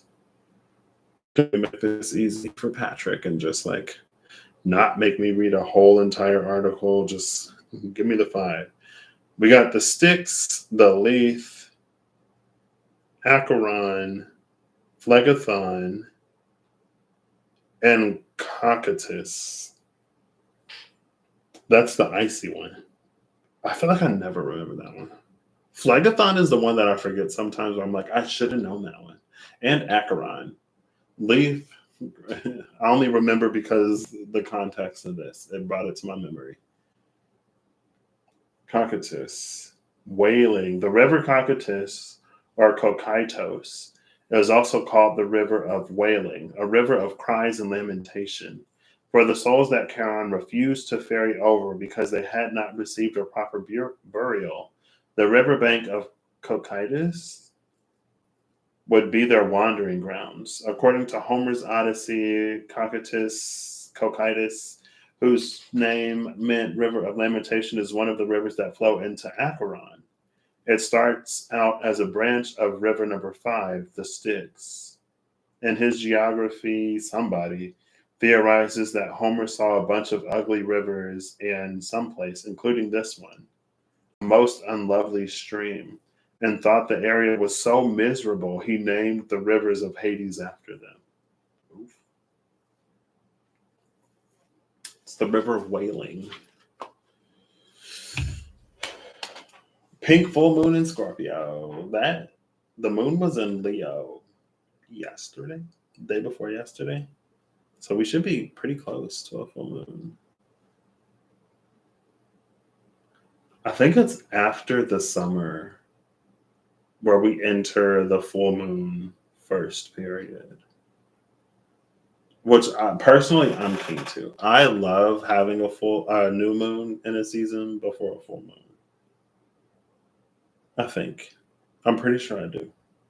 I'm pretty sure I love having the new moon first because it's like you start something and then you figure out like what you need to change to keep it going, rather than like if full moons are about like releasing and closing or whatever. It's like, but for like what? We haven't had the new moon in this energy yet. Like, how would I know what to release in preparation for what? I don't know. I'm also me. So, but so anyway, the unnamed river, the river of remembering, the sister river of the Lethe, the river of forgetfulness. I mean, technically, it could be any of the five, but it's given me this one in particular.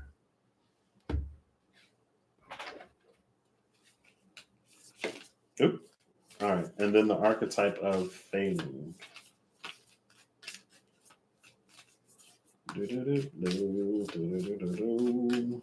Oh, almost. Oh, okay. It hit the table. Bottom of the deck is the medallion. Love the medallion at the bottom of the deck. It's a prize, it's an award, it's a reward. It is a marker of some kind of accomplishment. It's shiny. Also, she's kind of sort of low key, not necessarily. Yeah. She is kind of sort of low key giving me the third eye of the warrior. I was staring at the third eye of the warrior, and I don't know why. This may be why. I'm going to say that's why. I hadn't seen the card yet. I didn't know what would come out. I was like, something about the third eye of this warrior is like drawing me in. And then the medallion comes out at the bottom of the deck.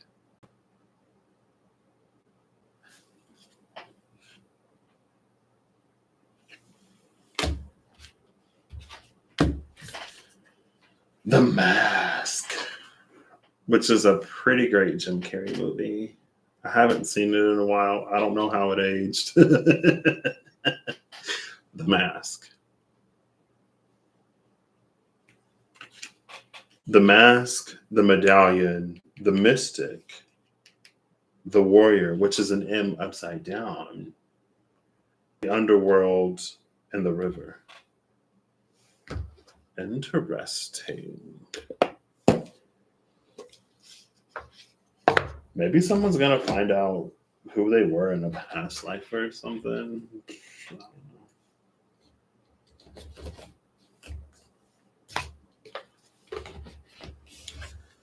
Does it matter? Maybe it does. Maybe it doesn't. Who knows? Like I said, don't ask me. The cards come out, the energies come out, and I read them. Sometimes, like, I was perfectly fine to not say anything about that Queen of Swords. But she when she came out, I was like, yeah, this is your future self. That's what this is. Take it. That's why I said take it as it resonates. If it resonates for you in a way that is, however it resonates for you, then take it in that way.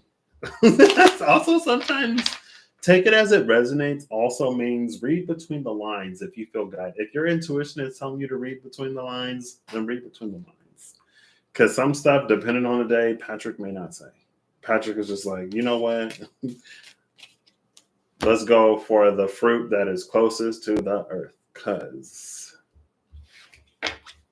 I don't, it is what it is, you know. And it'll resonate for whoever and whatever it resonates, or like we will always come across whatever it is that we are meant to find. So if I don't say it, best believe somebody else will. You know what I mean? If I even know. Sometimes I'll just be like, oh, wait. But yeah, that Queen of Swords, though, I did kind of peep her low-key. I was like, and for some reason it made sense that there was a pool of water in someone's internal space. Their swords off, that whatever that divine lady is, like she's bound up, she's locked up, swords off. Hostilities at the bottom of the deck again. Hostilities in the world.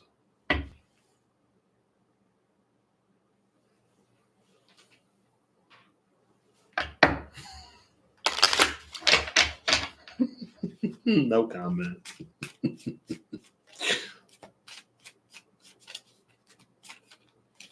Oh, I feel my internal temperature rising. Let's cool that down. It's fine. Okay. Oh, can we not destroy? I need to get my protective sleeves for this other deck.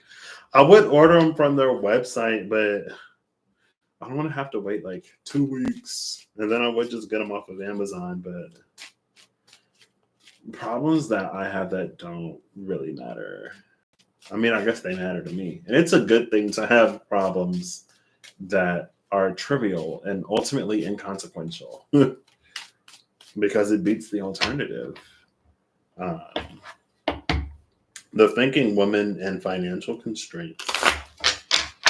All right. If it don't give me, I'll give it two more shuffles. Okay. I'll do the SKT first. You know when like energies are there and you're just like, ugh. Sometimes people just want like attention, you know?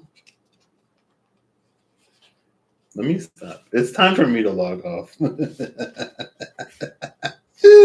It's time for me to log off. I can feel the unpleasantness within me rising, and it's not necessary. Ten of Pentacles, the Dynasty. This is the card that came out that was like, that was that energy of the ancestor or of the person that is stockpiling whatever for a purpose that they don't even know.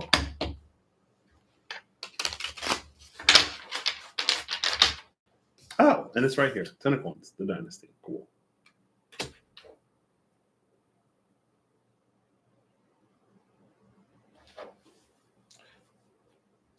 It's fine.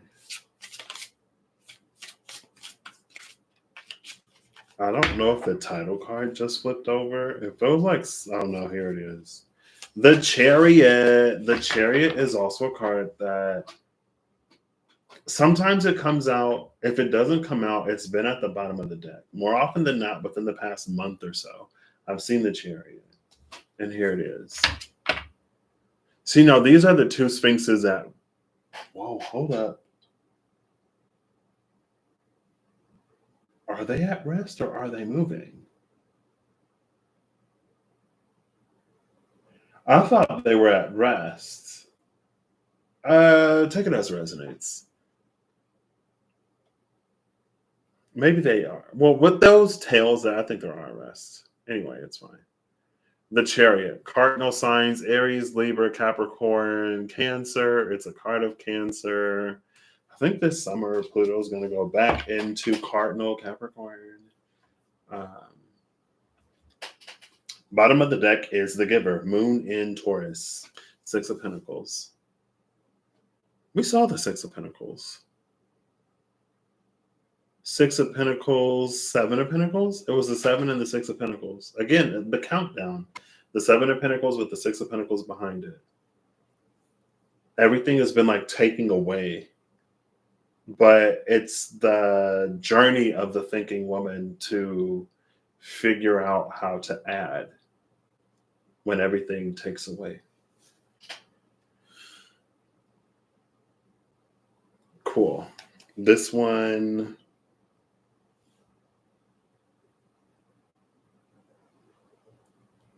take it as it resonates. Where's my iPad? I'll be right back. I need to look up some transits. And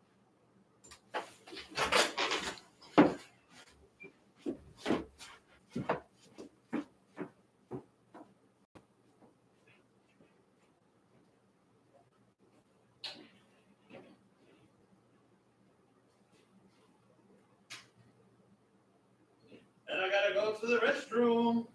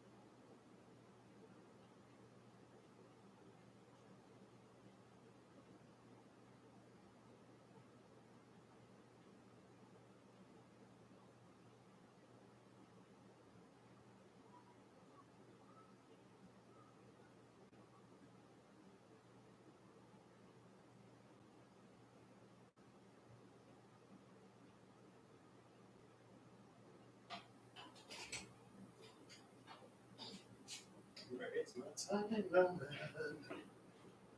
nomad.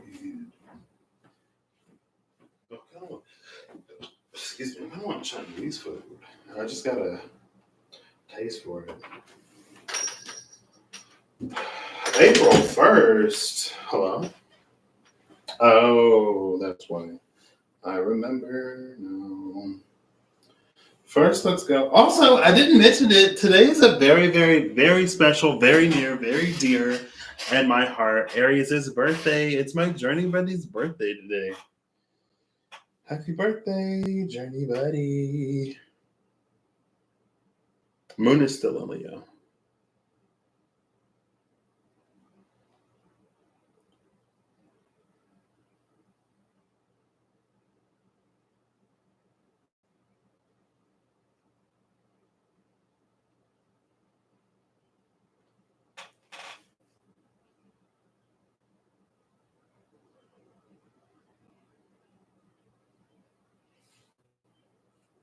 Oh, okay.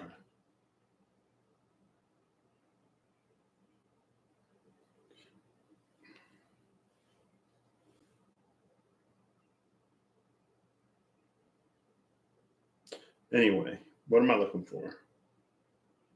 I am looking for Cancer. I already forgot what I'm looking for.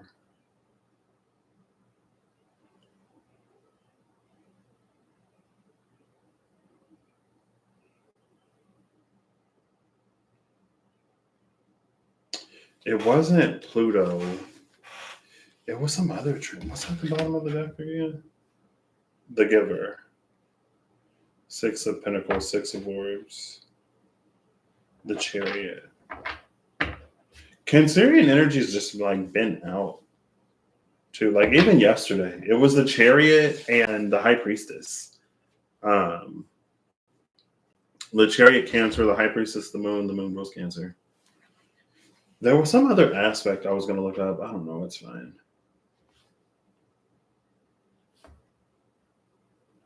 It's fine. Cool. I can make your hands clap.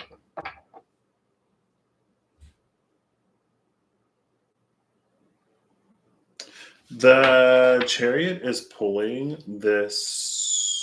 The Charioteer is pulling the chariot over water. I feel like this is some kind of like.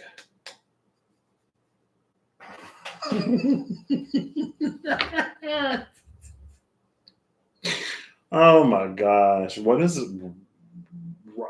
right with my brain? I just got two, and I already forgot. I just got two thoughts simultaneously. And then I was like, I am not saying that. And then it went, whoop, okay.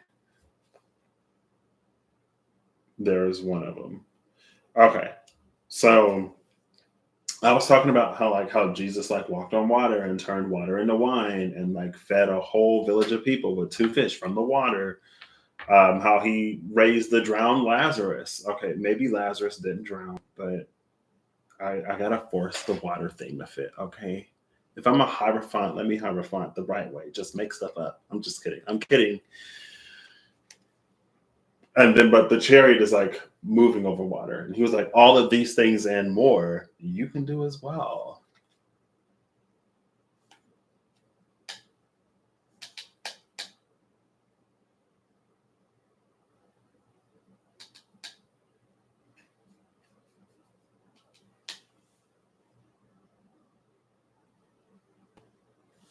Cool.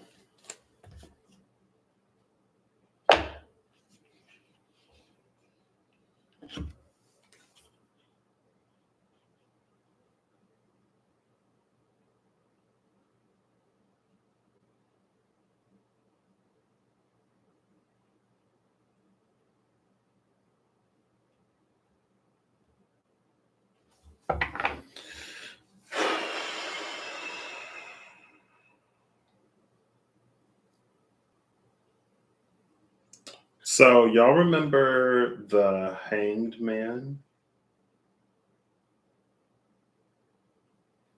in the No, it's not the tarot apocalypse. Although the hangman did come out in the tarot apocalypses, it's not the man and the runic tarot because that one, it's not that one. There was a hangman in the Legends tarot. I think it was in the Legends tarot who,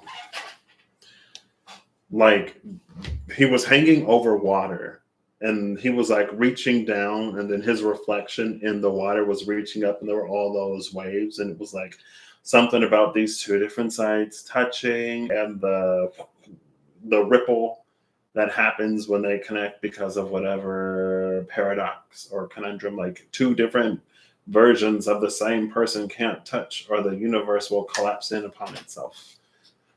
Unless that person is you and your inner you, you and your inner you and your divine you, you and your whole complete you, then the universe unfolds, girl. And you can, like Tony Stark with the holograms in Iron Man, just whoop, whoop, whoop, whoop. And then it materializes.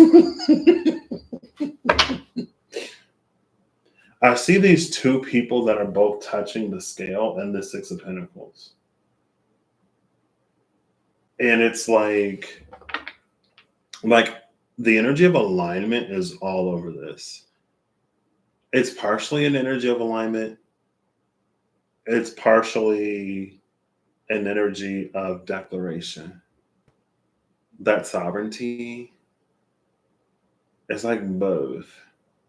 But it's like someone has to align, like when you align in those moments that you align with your higher self, your sovereign self, your whoever self. That's like when both are touching the scales. And as both are touching the scales in the background and the foreground, there's some kind of exchange that's happening. And the Chariot is there for some reason. Take it as it resonates.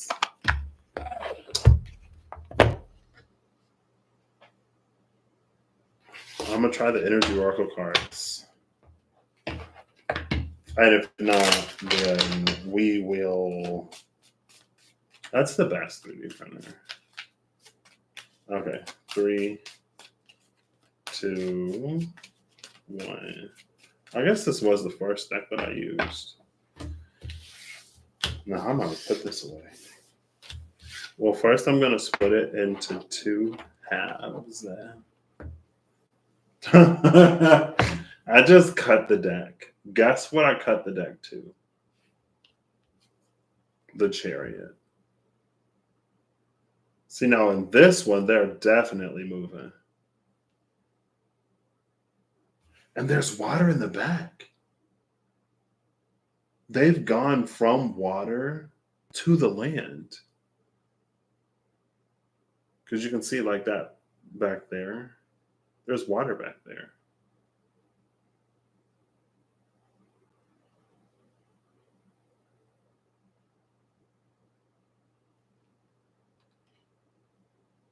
The Chariot's on the other half. Because of course it is. That's the Chariot that I keep seeing.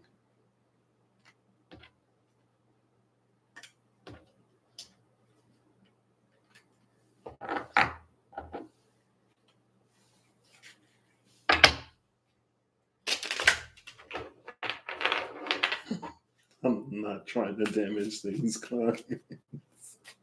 I want you to remain perfect forever. Of course. Who else would it be? I'm like obsessed. Sorry. So in this half of the deck, the Nine of Swords came out.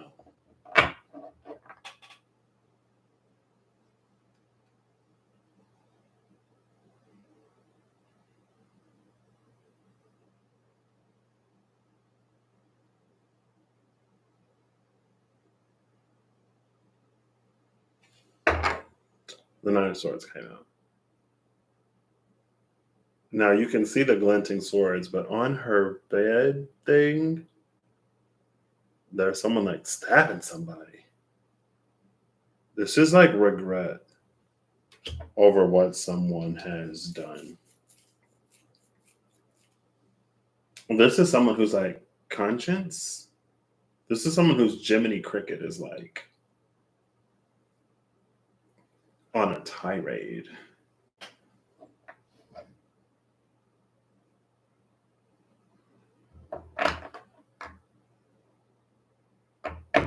Or it could be somebody who's like, oh, I should have did this and I should have did that. You know how sometimes, you know what I've heard?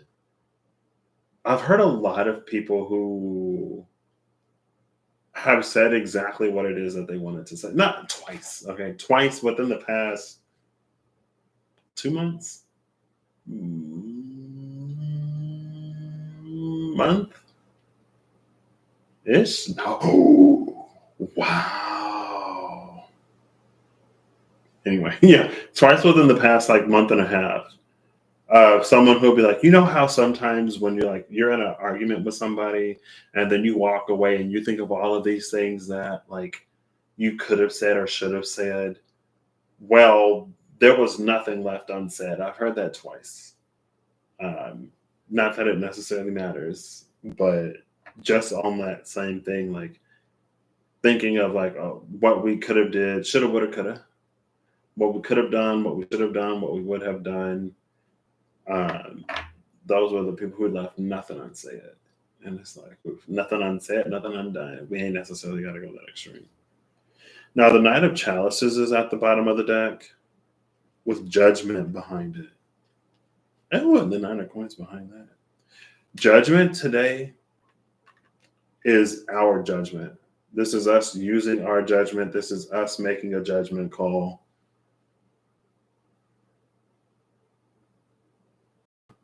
And then, like, you can see, like, the sun in Judgment, and then the sun in the background of the Nine of Cups. So it kind of reads like karma. It kind of reads like karma. We made a judgment call, and it's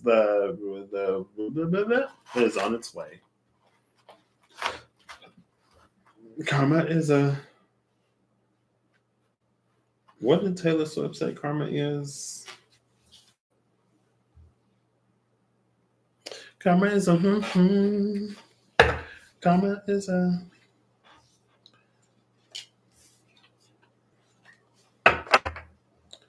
Karma is the reason my hair on the weekend. Ooh, the Magician and the Chariot 17, which is the star. Ooh.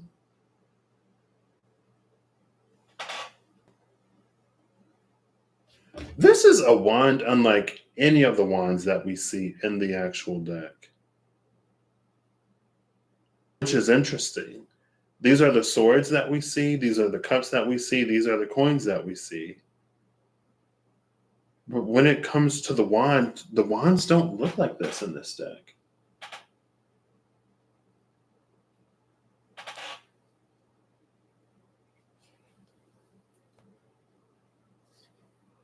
I'm trying to find one. The wands look like this. The wands look like staves, like bars of wood. This wand looks like polished. This wand looks like Harry Potter. Well, like even like for Harry Potter, that would be like polished. Like here's the wand. You see that? The wands don't look like that. So where did this wand come from?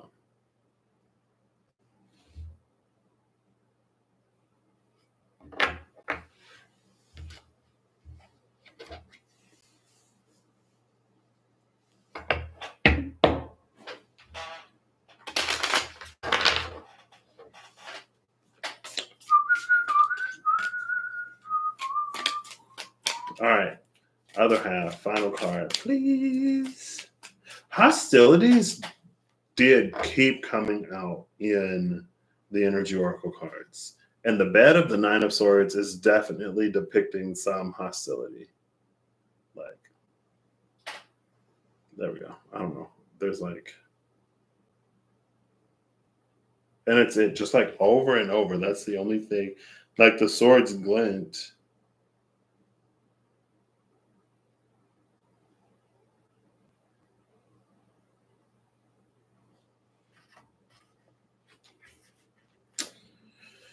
Come straight home to me. I don't know the rights to that song. Yeah. I keep my side of the street clean. You wouldn't know what I mean. Because karma is a, karma is a, Emma on a, karma's a relaxing thought.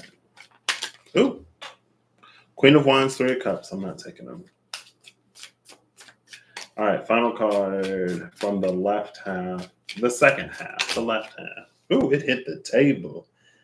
It is the Tower. I wanted to see the Tower because I looked at, so part of, they give you a digital guidebook, a digital copy of the cards, and then GIFs, like the cards in motion. And I saw the GIF of the Tower and I was like, hold up. Does it look like an IRL? I guess I'm about to find out. Wow. Oh! Somebody just jumped out the window.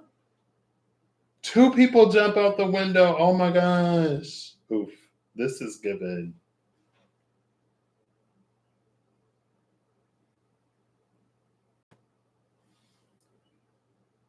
too soon. So like there's this lightning bolt that strikes in the back of the tower. And then it splits up. And you can see, yeah, the people like jumping out the windows. And anyway, the Two of Wands is at the bottom of the deck. And the World card is under that.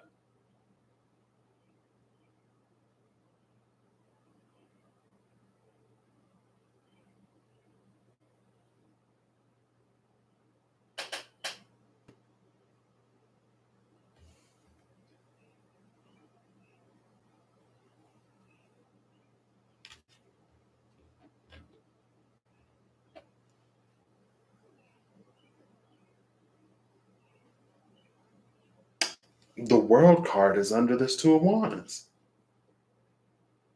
I'm gonna let you take this one as it was me. And it's interesting that I'm like, the wand don't look like that. The wand don't look like that. And then the Two of Wands is at the bottom of the deck.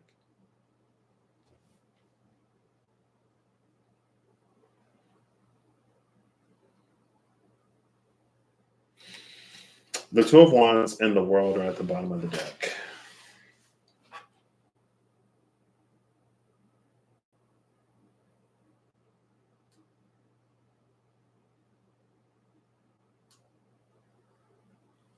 Cool. Love it.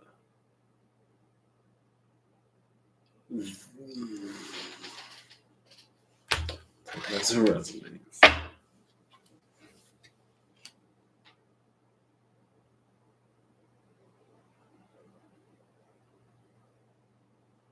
That is wild. But the tower, like the tower itself, doesn't get struck by lightning. It's like raining, bro. What is it? Brimstone? Something in brimstone. Not sulfur and brimstone. I thought it's another beat. Like it's raining fire, and the raining fire hits the tower, but the lightning passes behind it. It doesn't actually strike the tower.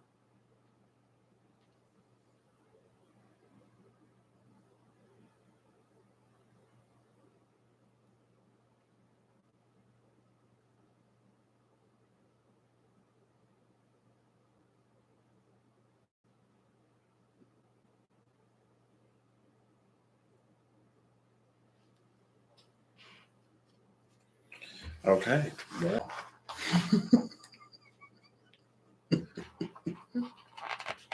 remember how maybe that's karma, girl. I don't know. I don't know. We have been seeing the scales of Anubis a lot too. Coming straight home to me. I need to get those card protectors, those card sleeves. It is a priority. So, energy oracle cards, finally. You gotta talk to me now. You're the last deck on the table. It's been 2.5 hours. Energy oracle cards. Oop. Cool. Love it. Face down. Bottom of the deck, we have the Thinking Man. The card that came out face down is strategy. The Thinking Man energy.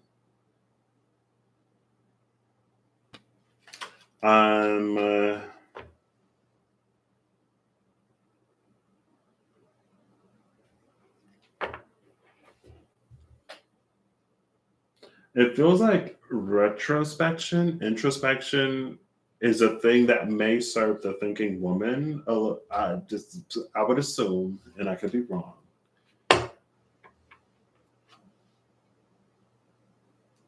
Introspection is something that typically suits the thinking woman better than the thinking man, because it feels like the thinking man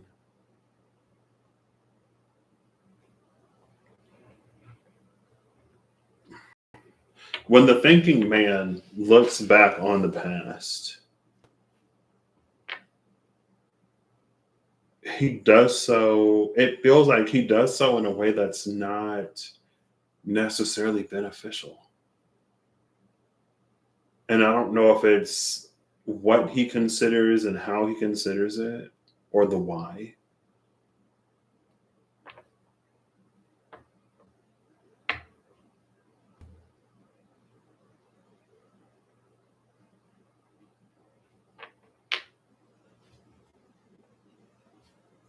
Like, because again, like this is a journal, this is a log in strategy. It feels like when the thinking man strategy is the past, it attempts to recreate what already was.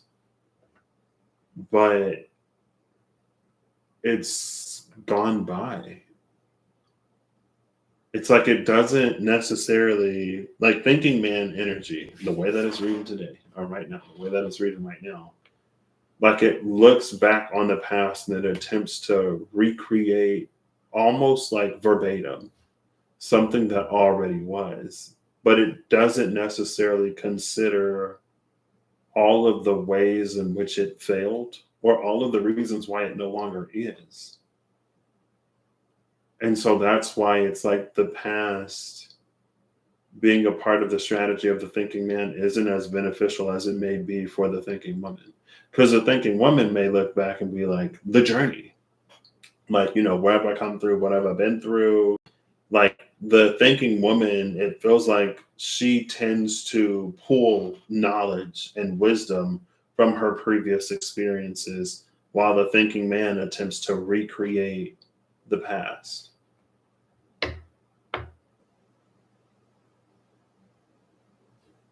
Or the world. Oh, gosh, it's fine.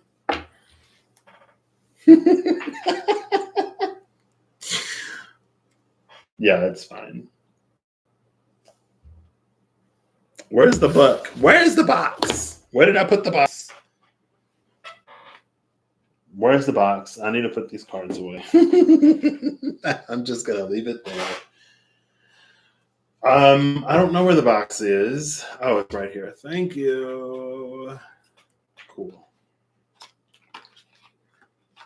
I guess that isn't necessarily lost on me.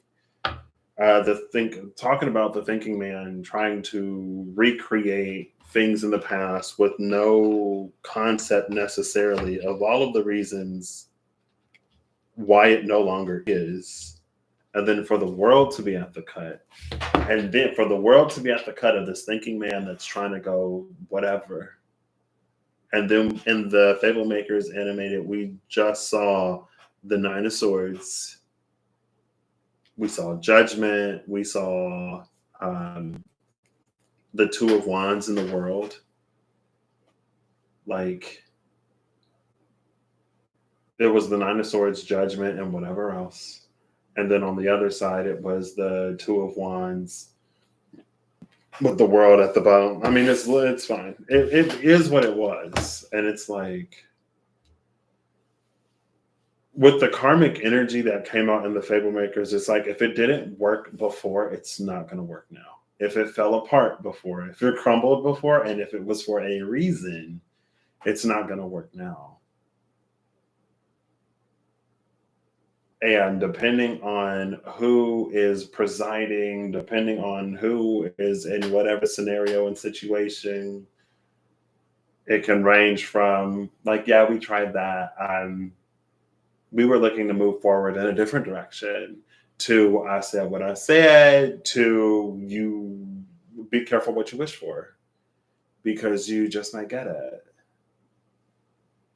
I don't know. It's just like, that's fine. So with that, thanks Holly and Sandra, and started with the D, Daniel. Daniel, for stopping by.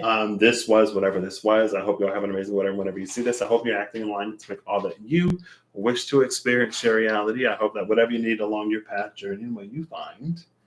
And I hope you